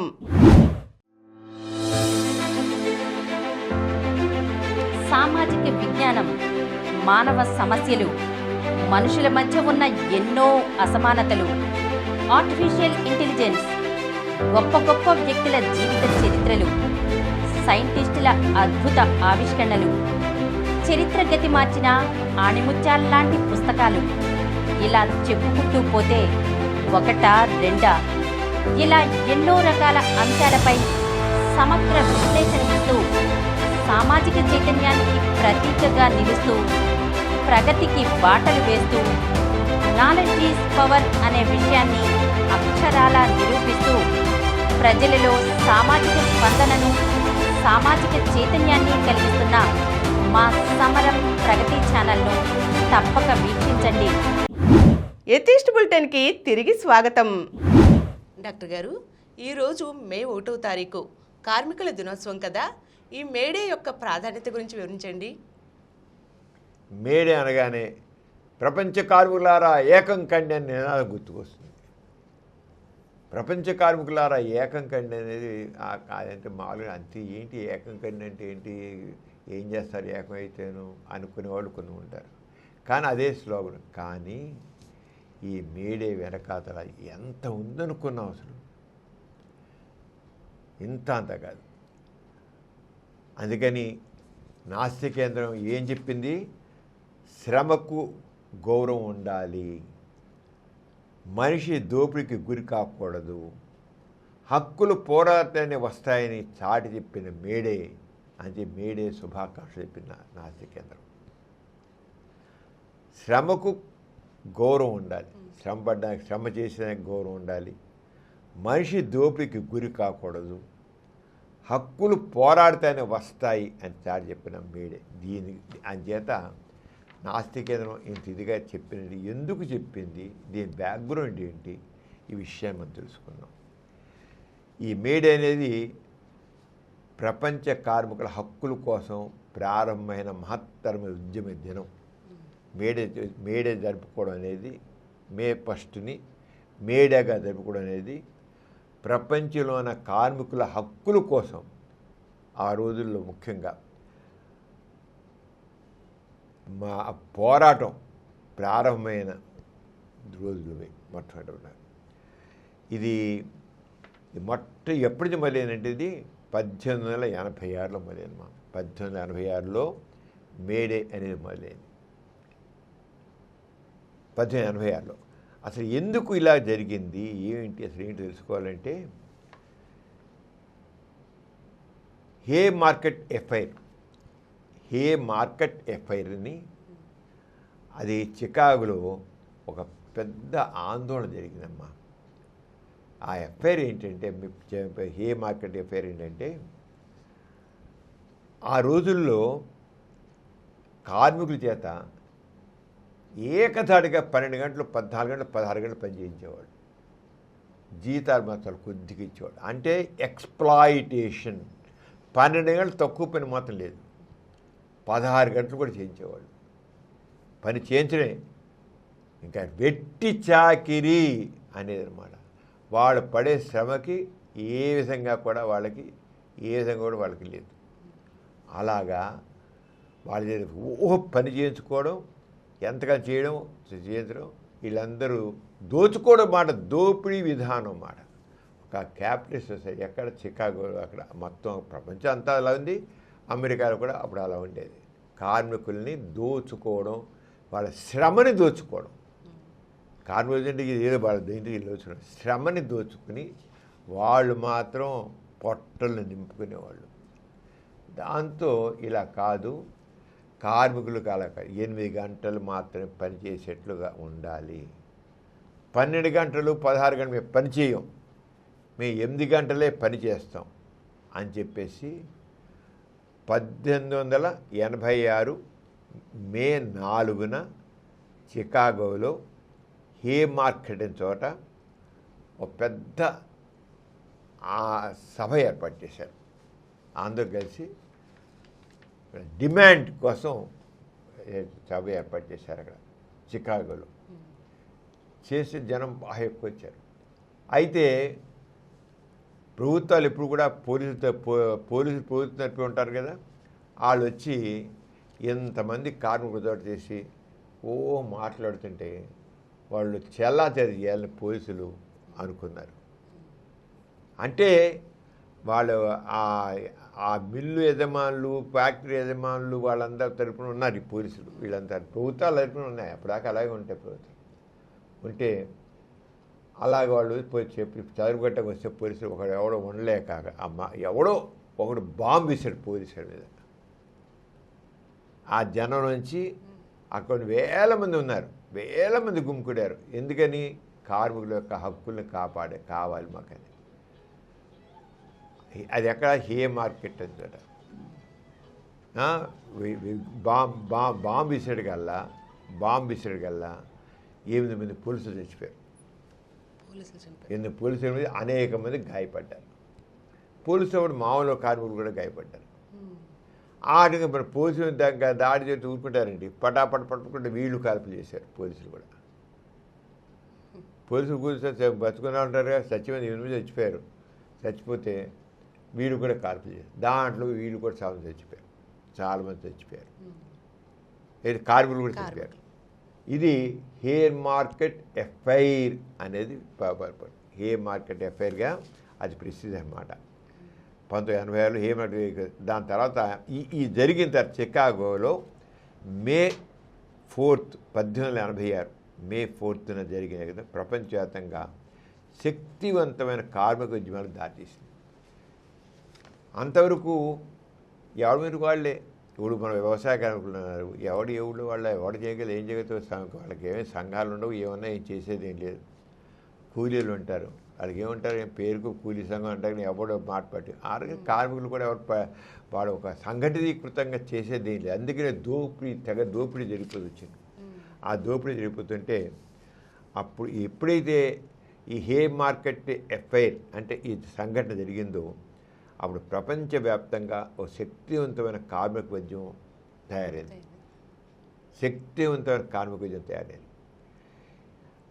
8 గంటలే కార్మికులకి పని చేయడం ఉండాలి. 8 గంటలే. 8 గంటల పని ఉంది అంతే. ఆ పని వచ్చానమ్మా 8 గంటలు అనేది 1886 మే 4 తర్వాత జరిగినటువంటి ఇన్సిడెంట్. అక్కడి నుంచి నెక్స్ట్ ఇయర్ నుంచి ప్రతి మే 1కి ఇంకా మే 1ని పెట్టుకున్నారు. మే 4 కాకుండా మే 1ని మే డే కింద చేస్తున్నారు. దీనివల్ల వచ్చిన మొత్తం ఈ మే డే వల్ల ఈ హే మార్కెట్ ఎఫ్ఐఆర్ వల్ల ఈ ప్రపంచవ్యాప్తంగా వచ్చిన శక్తివంత కార్మిక ఉద్యమాల వల్ల వచ్చింది ఏంటంటే వచ్చే ముఖ్యమైన మార్పు ఏంటంటే 10 గంటల పరిమితి 8 గంటల పనిచేయడం అయిపోయింది. మేడేకి ముందు 12 గంటలు 16 గంటలు పని చేయించేవాళ్ళు. 16 గంటలు ఊహించు, అంటే డబల్ అంత చేయించేవారు.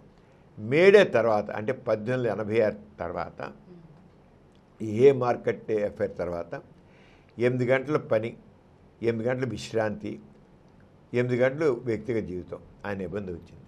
అన్ని 8, 3, 16, 8, 16, 24. 8 గంటలు పని, 8 గంటలు విశ్రాంతి, 8 గంటలు వ్యక్తిగత జీవితం అనే నిబంధన వచ్చింది. ఇది కార్మికుల జీవితాన్ని సమతుల్యంగా మార్చింది. న్యాయమైన వేతనాలు ఇవ్వాలి అనేది ఫెయిర్ వేజెస్. వాళ్ళ శ్రమకు తగ్గ వేతనం ఇవ్వాలి. కార్మికులు తమ శ్రమకు తగిన వేతనం కోసం పోరాడారు. కనీస వేతన చట్టాలు ఏర్పడ్డాయి. అంతవరకు కనీస వేతనం అనేది లేదు. కనీస వేతనం ఇంత ఉండాలి అని వచ్చాయి. దాంతో దోపిడీ తగ్గి జీవన ప్రమాణం మెరుగైంది. లేదా దోచుకోవడం ఇక మనిషి తెగ చేయించడం అలా కాకుండా శ్రమకు తగ్గ ఇవాడు ఇలా పనిచేసే పని బట్టి ఇవ్వాలి అని. ఇంకా కార్మిక హక్కులు లేబర్ రైట్స్ యూనియన్లు, ట్రేడ్ యూనియన్స్ ఏర్పడ్డాయి. ప్రతి చోట ట్రేడ్ యూనియన్స్. అది ఎక్కడ పనిచేసి అక్కడ ట్రేడ్ యూనియన్లు. ఆ ట్రేడ్ యూనియన్లకి ఒక రకమైన గుర్తింపు కూడా ఇచ్చారు. అధికారిక గుర్తింపు. అంతే ఊరికి ముఠాగా ఏర్పడడం కాదు, వాళ్ళ మాట వినాలి. కార్మికుల మాట వినాలి. అఫీషియల్గా రికగ్నిషన్ అన్నమాట. అఫీషియల్గా ఒక ఆర్టీసీ బస్సు ఉందనుకో, అక్కడున్న వాళ్ళకు ఒక ఆర్టీసీ కార్మికులు ఉంటే ఆర్టీసీ కార్మికులందరి మాట వాళ్ళ యూనియన్కి అక్కడ వాడికి అఫీషియల్ రికగ్నిషన్. వాళ్ళని పిలుస్తారు, మాట్లాడతారు. వాళ్ళకి ఏదైనా ఒక నిర్ణయం చేస్తే వాళ్ళతో కొంచెం మాట్లాడారు. అఫీషియల్గా రికగ్నిషన్ ఒక వాళ్ళ ఆ రకంగా అఫీషియల్గా ఇవ్వడం. అంచేత దాంతో లేబర్ రైట్స్ పెట్టారు. యూనియన్లు బలపడ్డాయి. దాంతో ఉద్యోగ భద్రత, సెలవులు, బీమా వంటి హక్కులు వచ్చాయి. కార్మిక బీమా కూడా వచ్చింది. ఆరోగ్య బీమా, ఈ బీమా అవన్నీ కూడా వచ్చాయి. కార్మికులకు గౌరవం పెరిగింది దాంతో. అంటే మేడే వల్ల వచ్చినటువంటి ఫలితం. అందుకే నాసిక ఏం చెప్పింది? శ్రమకు గౌరవం ఉండాలి, మనిషి దోపిడికి గురి కాకూడదు, హక్కులు పోరాడితేనే వస్తాయి అనేది నా సిగేదని చెప్పింది. అదేవిధంగా అప్పుడు వాళ్ళు చేసిన దానివల్ల ఎలా వచ్చాయి అంటే ఈ రంగా ఎంత ఇదిగా ఏంటైంది, పని గంటలు వచ్చాయి, తర్వాత న్యాయమైన వేతనాలు వచ్చాయి, హక్కులు రైట్ హక్కులు విలువ వచ్చింది, వాళ్ళకి ఉద్యోగ భద్రత వచ్చింది, సెలవులు బీమా ఇవన్నీ వచ్చాయి. కార్మికుల గౌరవం పెరిగి బాల కార్మిక తత్వంగా తగ్గింపు. చివరికి బాల కార్మికులు ఉండేవాళ్ళు రోజుల్లో ఎక్కువ, ఇప్పటికీ బాల కార్మికులు ఉన్నారు, చైల్డ్ లేబర్. అంటే ఎంత వచ్చినా ఇంకా జరుగుతున్నా. అందుకని మేడే ప్రాముఖ్యత తగ్గదు. సమాజంలో ప్రపంచంలో అన్నీ చక్కగా అయ్యేంతవరకు మేడే విలువ మేడేదే. ప్రపంచ కార్మికులారా ఏకంగా నేను ఊరికో నినాదం అరిస్తే కాదు, ఇవన్నీ కూడా జరగాలి. అంటే చిన్నపిల్లలు పనికి పెట్టుకోవడం తగ్గింది, విద్యకు ప్రాధాన్యం పెరిగింది, సమాజం మానవతా దిశగా మారింది, మానవత్వంగా అన్నమాట. ఇక సమానత భావం పెరిగింది. దీనివల్ల కూలీ యజమాని మధ్య సంబంధం మారింది. పూర్వకాలం వాడు యజమాని అంతే, నోరు మూసి వినాలని. ఇప్పుడు అలా కాదు, కూలి మాటకు కూడా విలువ ఉంది. కూలి మాట కూడా విలువ ఉంది. పూర్వకాలం కూలి మాట విలువ లేదు. పోరా నువ్వు నా కింద బానిసరా, నేనేం చేస్తా చేయాలి. నీగ్రో బానిసలు ఎలా ఉండేవాళ్ళు, ఆ రంగా నీగ్రో బానిసలు లేరు, అమ్ముకునేవాళ్ళు. ఆఫ్రికా నుంచి ఆ నీగ్రోల నుంచి అమ్మి వాళ్ళు పెట్టి చేయాలి. వాళ్ళ చేత పశువులాగా పనిచేయించుకున్నారు. పశువులాగా పనిచేయించుకున్నారు నీగ్రోలు తీసుకొచ్చి అమెరికాలో, ఆఫ్రికాని తీసుకొచ్చి పశువులే అమ్ముకోవడమే. గొర్రెలను అమ్ముకున్నట్లు, మేకలు అమ్ముకున్నట్లు అమ్ముకున్నారు. ఆ రంగా చేసేది. అదే కూలి యజమాని మధ్య సంబంధం మారింది. కులం వర్గం ఆధార దోపిడీపై అవగాహన పెరిగింది. సమాజంలో సమానత్వం బలపడింది మేడే వల్ల. ప్రపంచ ఐక్యత వచ్చింది. ప్రపంచ కార్మికులారా ఏకం కండి అని అన్నంత ప్రపంచ కార్మికులు ఎక్కడైనా సరే, ప్రపంచంలో ఎక్కడైనా సరే స్పందించడం జరిగిందన్నమాట. మేడే ప్రపంచవ్యాప్తంగా జరుపుకున్నారు. దేశాలు భాషలు వేరైనా కార్మికుల ఐక్యత పెరిగింది. దేశాలు భాషలు వేరైనా కార్మికుల ఐక్యత పెరిగింది. Workers of the world unite అనే భావన బలపడింది. Workers of the world unite అనే ప్రపంచ కార్మికులారా ఏకం కండి. ప్రభుత్వ పాలనలో మార్పులు వచ్చాయి. కార్మిక సంక్షేమ చట్టాలు వచ్చాయి. ఇది జరిగేది ఆ యజమాని ఏమిటో వాడి బుద్ధిలో ఉండే కార్మిక సంక్షేమ పథకాలు వచ్చాయి. అంటే మేడే వచ్చి ఎప్పటికీ ఆ పోరాటాలు కొనసాగుతూ ఉన్నాయి కనుక కార్మిక సంక్షేమ చట్టాలు వచ్చాయి. ప్రభుత్వాలు ప్రజా సంక్షేమంపై దృష్టి పెట్టాయి. కార్మిక సంక్షేమం ప్రజా సంక్షేమం దృష్టి పెట్టాయి. ప్రజాస్వామ్యం మరింత బలపడింది. ప్రజాస్వామ్యం మరింత బలపడిందంటే ప్రజల యొక్క వాక్కి విలువ వచ్చింది. అంటే మేడే ఇచ్చిన గొప్ప సందేశం ఏంటి, శ్రమకి గౌరవం ఉండాలి, మనిషి దోపిడికి గురి కాకూడదు, హక్కులు పోరాడుతున్న వస్తాయి. అంటే మేడే కేవలం ఒక పండుగ కాదు, మేడే ఏదో కార్మికుల పండగ కాదు, కేవలం ఒక పండగ కాదు, అది సమాజాన్ని చీకటి నుంచి వెలుగులోకి తీసుకొచ్చిన ఉద్యమం. అది సమాజాన్ని చీకటి నుండి వెలుగులోకి తీసుకునే ఉద్యమం. దోపిడీ సమాజం నుంచి హక్కులు ఉన్న సమాజం మళ్ళించింది. దోపిడీ సమాజం నుంచి హక్కులు పొందే సమాజం మారింది. బానిసత్వం నుంచి గౌరవమైన జీవితం మారింది. బానిసత్వం నుంచి గౌరవమైన జీవితానికి అది మేడేకు గొప్పతనం. అంచేత మేడే అనేది వెనకాతల ఎంతమంది అందరూ అర్థం చేసుకోవాలి. శ్రమకు విలువ ఇవ్వాలి. శ్రమకు విలువ ఉండాలి తప్పకుండా. దోపిడీ పనికి రాదు. పైగా ఎవరో ఏదో ఇస్తారని కాదు, మన హక్కు మనం సాధించుకోవాలి. అంచేత దాన్ని పోరాడాలి. హక్కుల కోసం పోరాడి అది సాధించాలి అంతే. అంతేగాని ఎవరో ఇస్తారు ఎవరో పొందాం కాదు, మన హక్కులు మనం సాధించుకోవాలి. అది మేడే యొక్క సందేశం. అంచేత ఈ మేడే రోజున ఇవాళ మనం మేడే ఫస్ట్లో ఉన్నాం. ఈ మేడే కూడా అలాగనే ప్రపంచ కార్మికుల ఐక్యతకి, ప్రపంచ కార్మికుల శ్రమకి, ప్రపంచ కార్మికుల ఆ యొక్క ఐక్యతకి అది తప్పకుండా విజయం వస్తుంది ఆశిస్తూ అందరికీ మన మేడే శుభాకాంక్షలు తెలియజేద్దాం. డాక్టర్ గారు, మే 30-31 తేదీల్లో శని ఆదివారాల్లో నాస్తిక కేంద్రం ఆధ్వర్యాన నాస్తిక శిక్షణా శిబిరాలు జరుగుతున్నాయి కదండి. ఈ కార్యక్రమం యొక్క ప్రధాన ఉద్దేశం ఏమిటి, దీనిలో ఎవరు పాల్గొవచ్చు కాస్త తెలియజేయండి. లక్ష్మి, నాస్తిక కేంద్రం ప్రపంచానికే పాజిటివిజానికి కేంద్రం. గోరా గారు ప్రతిపాదించిన పాజిటివిజం అది ఈ సమాజానికి, ఈ ప్రపంచానికి ఒక దిక్సూచి, ఒక సమాజానికి ఒక దిక్సూచి. ఎందుకంటే సమాజం సమాజాన్ని కోరుకుంటున్నాం, మానవత్వాన్ని కోరుకుంటున్నాం, వ్యక్తి విలువను కోరుకుంటున్నాం, వ్యక్తి గౌరవాన్ని కోరుకుంటున్నాం. వ్యక్తి విలువ, వ్యక్తి గౌరవం, సమాజం. అది మనం పాజిటివ్ ఎథిజం ద్వారానే సాధించగలం, ఇక దీని ద్వారా కాదు. ఆ పాజిటివ్ ఎథిజానికి ఆ జీవిత విధానం ఎలా ఉంటుంది అన్ని రంగాల్లోనూ, ఈ రంగం ఆ రంగం కాదు, జీవితానికి సంబంధించిన, సమాజానికి సంబంధించిన అన్ని రంగాల్లో కూడా నాస్తిక దృక్కోణంతో, వ్యక్తి గౌరవంతో, మ్యాన్ సెంటర్డ్ థియరీ ప్రకారంగా ఏ రంగా అది మరి ఉంటుందని గోరా గారు మొత్తం కరెక్ట్గా ప్రతిపాదించారు, చాలా కరెక్ట్గా ప్రతిపాదించారు. ప్రపంచవ్యాప్తంగా గోరా గారు తిరిగారు, ప్రపంచం అంతా తిరిగారు, అరౌండ్ ది గ్లోబ్ గోరా గారు తిరిగి పాజిటివిజం గురించి అందరికీ వివరించారు.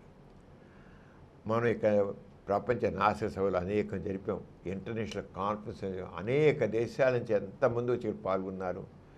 అందరూ వాళ్ళు హ్యూమనిస్టులు కావచ్చు, రేషనలిస్టులు కావచ్చు, ఫ్రీ థింకర్స్ కావచ్చు, ఎవరైనా కావచ్చు, అందరూ వచ్చి చెప్పేది ఒకటే ఒక మాట, గోరా ప్రతిపాదించిన పాజిటివిజం పరిపూర్ణమైనది. ప్రతి ఒక్కళ్ళు చెప్పింది పరిపూర్ణమైనది. ఒక జీవితం అనేది ఎలా ఉండాలి, ఒక సామాజిక జీవితం ఎలా ఉండాలి, వ్యక్తి జీవితం ఎలా ఉండాలి అనేది పర్ఫెక్ట్గా చెప్పింది గోరా. అంచేత ఎన్నో సేపు దాంట్లో మనం అలాగే నేషనల్ కాన్ఫరెన్స్లు పెట్టాము. అలాగే మనకి ఇక్కడ ఆంధ్రప్రదేశ్లో ఇక్కడున్న వాళ్ళకి ఇక్కడున్న తెలుగులో 50 ఇంటర్నేషనల్ కాన్ఫరెన్స్ అన్ని ఇంగ్లీష్లో జరుగుతుంటాయి. తెలుగులో నాస్తికత్వం గురించి యంగర్ జనరేషన్స్కి ఎప్పుడు కొత్త వాళ్ళు తయారవుతుంటారు. అంచేత యువకులకి, యువతులకి, అందరికీ, పిల్లలకి, అందరికి కూడా పాజిటివ్ ఎథిజం, ఆస్తికత్వం, నాస్తికత్వం, ఆస్తికత్వంకి నాస్తికత్వం తేడా ఏమిటి, నాస్తికత్వాన్ని మరి చూసినట్లయితే వివిధ రంగాల్లో అది ఆర్థిక రంగంలో నాస్తికత్వం ఎలా ఉంటుంది, సైన్స్ రంగంలో నాస్తిక విధానం ఎలా ఉంటుంది, కళారంగంలో నాస్తికత్వం ఎలా ఉంటుంది, విద్యారంగంలో ఎలా ఉంటుంది, పిల్లలకి విద్య నేర్పడం ఎలా ఉంటుంది, విద్య నేర్పాలంటే ఏం చెప్పాలి, పిల్లలకి విద్య నేర్పాలంటే ఏం చెప్పాలి, అలా కళారంగం అయితే ఎలా ఉండాలి, కళలేని మరి జీవితంలో కళలు కూడా చాలా ప్రాధాన్యత, కళారంగంలో ఎలా ఉంటుంది. అలాగే మరి రకరకాల మూఢనమ్మకాలు ఉన్నాయి, ఆ మూఢనమ్మకాలన్నింటినీ ఎలా మనం బట్టబయలు చేయాలి, ఏంటి, ఏ రంగా చేయాలి. సైన్స్ అలాగే ప్రతి వాళ్ళకి ఈ విశ్వంతో ఎలా వచ్చింది, ఈ మానవ పుట్టుక ఎలా వచ్చిందని ఎంతో అనుమానాలు ఉంటాయి. విశ్వం ఆవిర్భావం, బిగ్ బ్యాంగ్ థియరీ అని మనం అంటుంటాం. ఏంటి బిగ్ బ్యాంగ్ థియరీ? అలాగే జీవోత్పత్తి ఎలా కలిగింది, అసలు ఈరోజు మనం మానవుడిగా ఇలా ఉన్నాం, ఇలా ఎలా జరిగింది, ఆవిర్భావం ఎలా జరిగింది. మామూలుగా ఆస్తికత ఒకటే మాట, దేవుడు పుట్టించాడు, దేవుడే, ప్రతి దేవుడే. ఏదైనా సరే పిస్తనాలు పెట్టాడు దైవ సృష్టి, మనుషులు పెట్టాడు దైవ సృష్టి. దేవుడు డైరెక్ట్గా దింపించాడు మనిషి దింపించాడు. దేవుడు ఎలా పుట్టాడు, నేను ఎలా పుట్టించాడు, దేవుడు పుట్టించాడు, నా నెల దేవుడు పుట్టించాడు. ఇంతే, ఇంకేం ఆన్సర్ లేదు. అమ్మా నేను ఎలా పుట్టించాను, దేవుడు పుట్టించాడురా, దేవుడు ఇచ్చాడురా, అంతే ఆన్సర్. అంటే మనిషి యొక్క కుతూహలాన్ని కూడా చంపేస్తుంది ఆస్తికత్వం. సైన్స్కి మాత్రం లేదు, కానీ పెరిగేంత సైన్స్తోనే. సమాజం అభివృద్ధి చెందినంత సైన్స్తోనే. సైన్స్ పెరిగినంతకాలం సమాజం అలాగే వెనకబడింది, నాగరికత వెనకబడింది. ఎంత మేరకు నాస్తిక చైతన్యం వచ్చిందో అంత మేరకు సమాజం అభివృద్ధి చెందుతూ వచ్చింది. నాస్తిక చైతన్యం అభివృద్ధితోనే సమాజం అభివృద్ధి వచ్చింది. మతం అనేది, మత విశ్వాసాలను కూడా ఆస్తికత సంబంధించింది. ఆ మతం అనేది సమాజాన్ని పెరగకుండా ఆ పనికిరాని అర్థం పద్ధమైన ఆచారాలు, సాంప్రదాయాలతో ఈ సమాజాన్ని అలాగే ఉంచేసింది ఆస్తికత్వం. వాటన్నిటి గురించి గుట్టు రట్టు చేస్తూ వాటి గురించి వివరిస్తూ సరైన విజ్ఞానం కలిగించి అసలు నాస్తిక పాజిటివిజం అంటే ఏమిటి, అది ఎందుకు, ఎలా అవసరం, ఆస్తికత్వం కంటే నాస్తికత్వం ఎందుకని మెరుగైనది ఆ జీవిత విధానం, నాస్తిక జీవిత విధానం అంటే ఏమిటి, ఒక వ్యక్తి జీవితం ఎలా ఉంటుంది, ఒక నాస్తికుడు అనేవాడు ఎలా ఉంటాడు, ఎలా ఉండాలి, ఎలా ఉంటాడు, ఎలా ఉండాలి అనే అన్నిటిని కూలంకషంగా మొత్తం 2 రోజులు మే 30, 31 2 రోజులు మే ఉదయం నుంచి ఆదివారం సాయంత్రం దాకా, శనివారం ఆదివారం ఇక్కడ నాస్తిక కేంద్రంలో శిక్షణా తరగతులు, నాస్తిక శిక్షణా తరగతులు జరుగుతాయి. అందరూ వచ్చి పాల్గొనండి, వినండి. మీరందరూ కూడా నాస్తికత్వం నుంచి వివరణాత్మకంగా చెప్పడం, దాంట్లో మాట్లాడతారు, వక్తలు మాట్లాడతారు, పక్కన క్వశ్చన్స్ ఆన్సర్స్ అయిపోగానే ఒక పావుగంట, ఒక అరగంట ఏమో మాట్లాడినట్టు, ఒక పావుగంట ఏమో క్వశ్చన్స్ ఆన్సర్ సెక్షన్. ప్రతి దానికి అలా పెడుతున్నాం. అలాగే 2 రోజులు ఉంటాయి. ఇది ఏదో సరదాగా పాటలు పాడుకుంటూ గెంతులు వేస్తూ గడపడం కాదు. ఇది సెషన్ కేవలం నాస్తికత్వం నుంచి తెలుసుకోవాలి జిజ్ఞాసను వాడు పాల్గొండి. నాస్తికత్వం అంటే ఏమిటో, నాస్తిక జీవిత విధానం అంటే ఏమిటో, నాస్తికత ఎందుకు అవసరమో అంతే. అంతేగాని 4 పాటలు పాడి 4 గంతులు వేసి ఏదో చేస్తూ మాత్రం కాదు, అందుకోసం కాదు. అంచేత పూర్తిగా నాస్తికత్వం గురించి సరైన అవగాహన కలిగించడం కోసం ఈ శిక్షణా శిబిరాన్ని ఏర్పాటు చేస్తున్నాం. అందరూ వచ్చి కోరుతున్నాం. నాస్తికత్వం గురించి తెలుసుకోండి, అందరూ పాల్గొండి, తెలుసుకోండి. మీ యొక్క అనుమానాలు తీర్చుకోండి. నిష్ణాతులైన వాళ్ళు ఇందులో మాట్లాడి మీ అందరికీ మీ యొక్క మీకు ఆలోచనలు రేకెత్తించే విధంగా ఈ శిబిరం ఉంటుంది. మీ జిజ్ఞాసకి పదును పెట్టేందుకుగా వీలుగా ఉంటుంది. ఇది ఆ రంగం ఉంటుంది కనుక రావాలని కోరుతున్నాం. మే 30, 31 శనివారం ఆదివారం. అంచేత ఈ నెల ఆఖరికే కనుక అందరూ దాన్ని ప్లాన్ చేసుకుని రండి. వచ్చి తప్పకుండా పాల్గొనాలని కోరుతున్నాను. లక్ష్మి, ఇవాళ చాలా విషయాలు తెలుసుకున్నాం. మనం ఒక మేడే యొక్క గొప్పదనం తెలుసుకున్నాం. ఆస్తికత్వం కంటే నాస్తికత్వం ఎందుకు మెరుగైందో చాలా స్పష్టంగా తెలుసుకున్నాం. అలాగే సంఘ సంస్కరణ పితామహుడు అనేది కందుకూరి వీరేశలింగం తెలుసుకున్నాం. ఆ రోజుల్లో ఆయన ఎంత కష్టపడ్డారో, ఎంత ఇదయ్యారో అనేది మనం తెలుసుకున్నాం. ఎన్నో విషయాలు తెలుసుకున్నాం. మరి ఏ రంగైతే సంఘ సంస్కర్తలు వాళ్ళు ఎలా సంఘాన్ని సంస్కరించడం కోసం వాళ్ళు కృషి చేశారో, ఆరంగానే సమరం ఛానల్స్ కూడా సమాజంలో చైతన్యాన్ని తీసుకురావడానికి, సరైన చైతన్యం తీసుకురావడానికి, అభ్యుదయమైన పదంలో సమాజాన్ని నడిపించడానికి కృషి చేస్తుంది. మా దాంట్లో మరి ఎథిజం మీద పాజిటివిజం హిందీ ఛానల్ ఉంది, పాజిటివ్ ఇంగ్లీష్ ఛానల్ ఉంది, తెలుగు ఛానల్ ఉంది, తర్వాత ఎథిస్ట్ ఛానల్ ఉంది, ఎథిస్ట్ బులెటిన్ మనం చేస్తున్నాం. 5 ఛానల్స్ ఎథిజం మీద 5 ఛానల్స్ ఇస్తున్నాం. చాలా ఇంట్రెస్ట్గా వీరింట్లో పాల్గొని చూస్తున్నారు. మనకి ఉన్నారు సబ్స్క్రైబర్స్ చూస్తున్నారు, అలాగే ఎంతో చూస్తున్నారు. ఇంతేకాకుండా మరి సమాజం అంటే ఎన్నో విషయాలు ఉంటాయి కనుక సైన్స్ సంబంధించినవి ఉన్నాయి, అలాగేమో యువతకు సంబంధించినవి ఉన్నాయి, లాకి సంబంధించినవి ఉన్నాయి, వినోదాలకు సంబంధించిన ఛానల్స్ ఉన్నాయి, ఆరోగ్య ఛానల్స్ ఉన్నాయి, న్యూస్ ఛానల్ ఉంది, సినిమాకి సంబంధించిన ఛానల్స్ ఉన్నాయి. ఇదేనే కాదు, మొత్తం 20 ఛానల్స్ ఉన్నాయి. ప్రపంచంలో 152 దేశాల్లో చూస్తున్నారు. ఇప్పటికి మనకి చూసిన వాళ్ళు ఈ 7 ఏళ్లలో 21 కోట్ల మంది ఉన్నారు. మనకి 21 కోట్ల మంది ఇంకా అలా చూస్తూనే ఉన్నారు. చాలా మనకు ఉంది. చదివాను. అందరికీ నిజంగా చూసిన ప్రేక్షకులను ధన్యవాదాలు చేద్దాం. ఆరుగానే ఈ ఛానల్లో చిన్నారి ఛానల్, సమరం ఛానల్స్లో 20 ఛానల్స్లో చిన్నారి ఛానల్ ఒకటి. మనం చిన్న పిల్లల్లో మరి ఒక రకమైన చైతన్యం తీసుకురావాలనుకుంటున్నాం. ఆ చైతన్యం తీసుకున్న చిన్న చిన్న బుర్రలు ఎంతో కుతూహలంగా ఉంటాయి. ఎంతో కుతూహలంగా చిన్నారు ముద్దుగా ఉంటారు.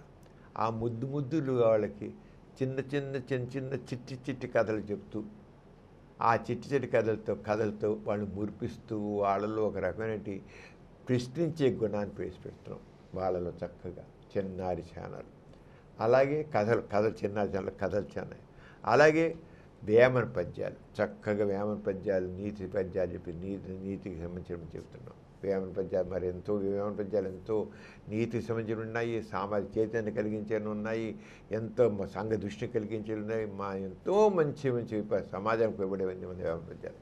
అవన్నీ చెప్పడం జరుగుతుంది. అలాగే అంతేకాకుండా క్విజ్ ప్రోగ్రామ్స్, ఎంత క్విజ్ ప్రోగ్రాంలో టిక్కు టిక్కు టిక్కు టిక్కు టిక్కు అంటూ వస్తూ 5 4 3 2 1 అదిగో అంటూ టిక్కు టిక్కు టిక్కు టిక్కుని వచ్చే ఎంత ఇదిగాను ఎంతో ఇంట్రెస్టింగ్గా క్విజ్ ప్రోగ్రాం ఉంటుంది. క్విజ్ ప్రోగ్రాం అలాగే ఇదేదని కాదు, ఎన్ని రకాల అలాగే మనకి ఎంతమంది విషయాలు చెబుతున్నాం, రకరకాల విషయాలు మనం చెబుతున్నాం, అంత కుతూహలం కలిగించే విషయాలు వాళ్ళకి అవసరం చెబుతున్నాం, వాళ్ళ ఆరోగ్యం చెబుతున్నాం, ఎన్ని రకాలు చెబుతున్నాం, రకరకాలని చెబుతున్నాం. అంటే చిన్ని మెదడిని చక్కగా వాళ్ళల్లో ప్రశ్నించే తత్వాన్ని, కుతూహలాన్ని కలిగించేది, జిజ్ఞాసను రేకించే విధంగా ఆ చిన్నారి మెదడుని మనం చక్కగా మంచిగా మలిచి వాళ్ళకు రెస్పాన్సిబుల్ సిటిజన్స్గా వాళ్ళు తయారు చేయాలని మనం చేస్తున్నాం. ఆ రంగా సమరం చిన్నారి ఛానల్ చాలా ఎన్నో ఉన్నాయి, చాలా మనం చెప్పాం, దీంట్లో ఎన్నో ఉన్నాయి. ఒకసారి చూసి ఇదేన్ని కాదు, పాటలు ఉన్నాయి, పద్యాలు ఉన్నాయి, కథలు ఉన్నాయి, ఎన్ని ఉన్నాయి, ఇన్ని కాదు అని చూడండి. తల్లిదండ్రులు ముఖ్యంగా పిల్లలందరినీ ఆ రంగా దాన్ని చేయండి. ఈ చిన్నప్పటి నుంచి పిల్లల్లో ముందు ప్రశ్నించే గుణాన్ని పెంచండి, జిజ్ఞాసను రేకించండి, కుతూహలాన్ని కలిగించండి. అలా చేస్తే వాడు చక్కని పౌరులుగా తయారవుతారు. వాడు భవిష్యత్తులో మంచి చక్కగా చదువుకుంటారు. అలా అంతేగాని పనికిరాని పుక్కిడి పురాణ గాథలు కాదని మనకు కావాల్సింది. మనం తీసేకన్నీ పుక్కిడి పురాణ గాథలు ఉంటాయి, పనికి అలా కాదు, సరైన కాదు. అరగా మనం చేస్తూ వెళ్తున్నాం. అంచేత లక్ష్మి మరి నువ్వు కూడా అలా ఉన్నారు, ప్రేమిలా అవుతుంది, ఇద్దరు దగ్గర దాంట్లో చక్కగా చేస్తున్నారు, చాలా చక్కగా వస్తున్నారు, ఎన్నో రకాలు చేస్తున్నారు. అంతే నీకు ధన్యవాదాలు, ప్రేమిలకు ధన్యవాదాలు అని చేస్తూ మరి అలాగే మరి మన ప్రేక్షకుల నుంచి సెలవు తీసుకుందాం. ఇవాళ చాలా విషయం మళ్ళీ 15 రోజులకి మరి ఎత్తిబుడ్డి కలుసుకున్నాం. అందరూ స్పెషల్ సెలవు తీసుకున్నాం. అందరికీ జై ఇన్సాన్. ఈ కార్యక్రమం మీకు ఎంతో నచ్చింది కదా. ఇటువంటి మరిన్ని వీడియోల కోసం అనతి కాలంలోనే 21 కోట్ల వ్యూస్ సాధించిన సమరం ఛానల్ సమర్పించు ఎథిస్ట్ బులెటిన్ ఛానల్కు సబ్స్క్రైబ్ చేయండి, లైక్ చేయండి, మీ ఫ్రెండ్స్కి షేర్ చేయండి. అలాగే ప్రక్కనున్న గంట సింబల్ని ప్రెస్ చేయడం మర్చిపోకండి.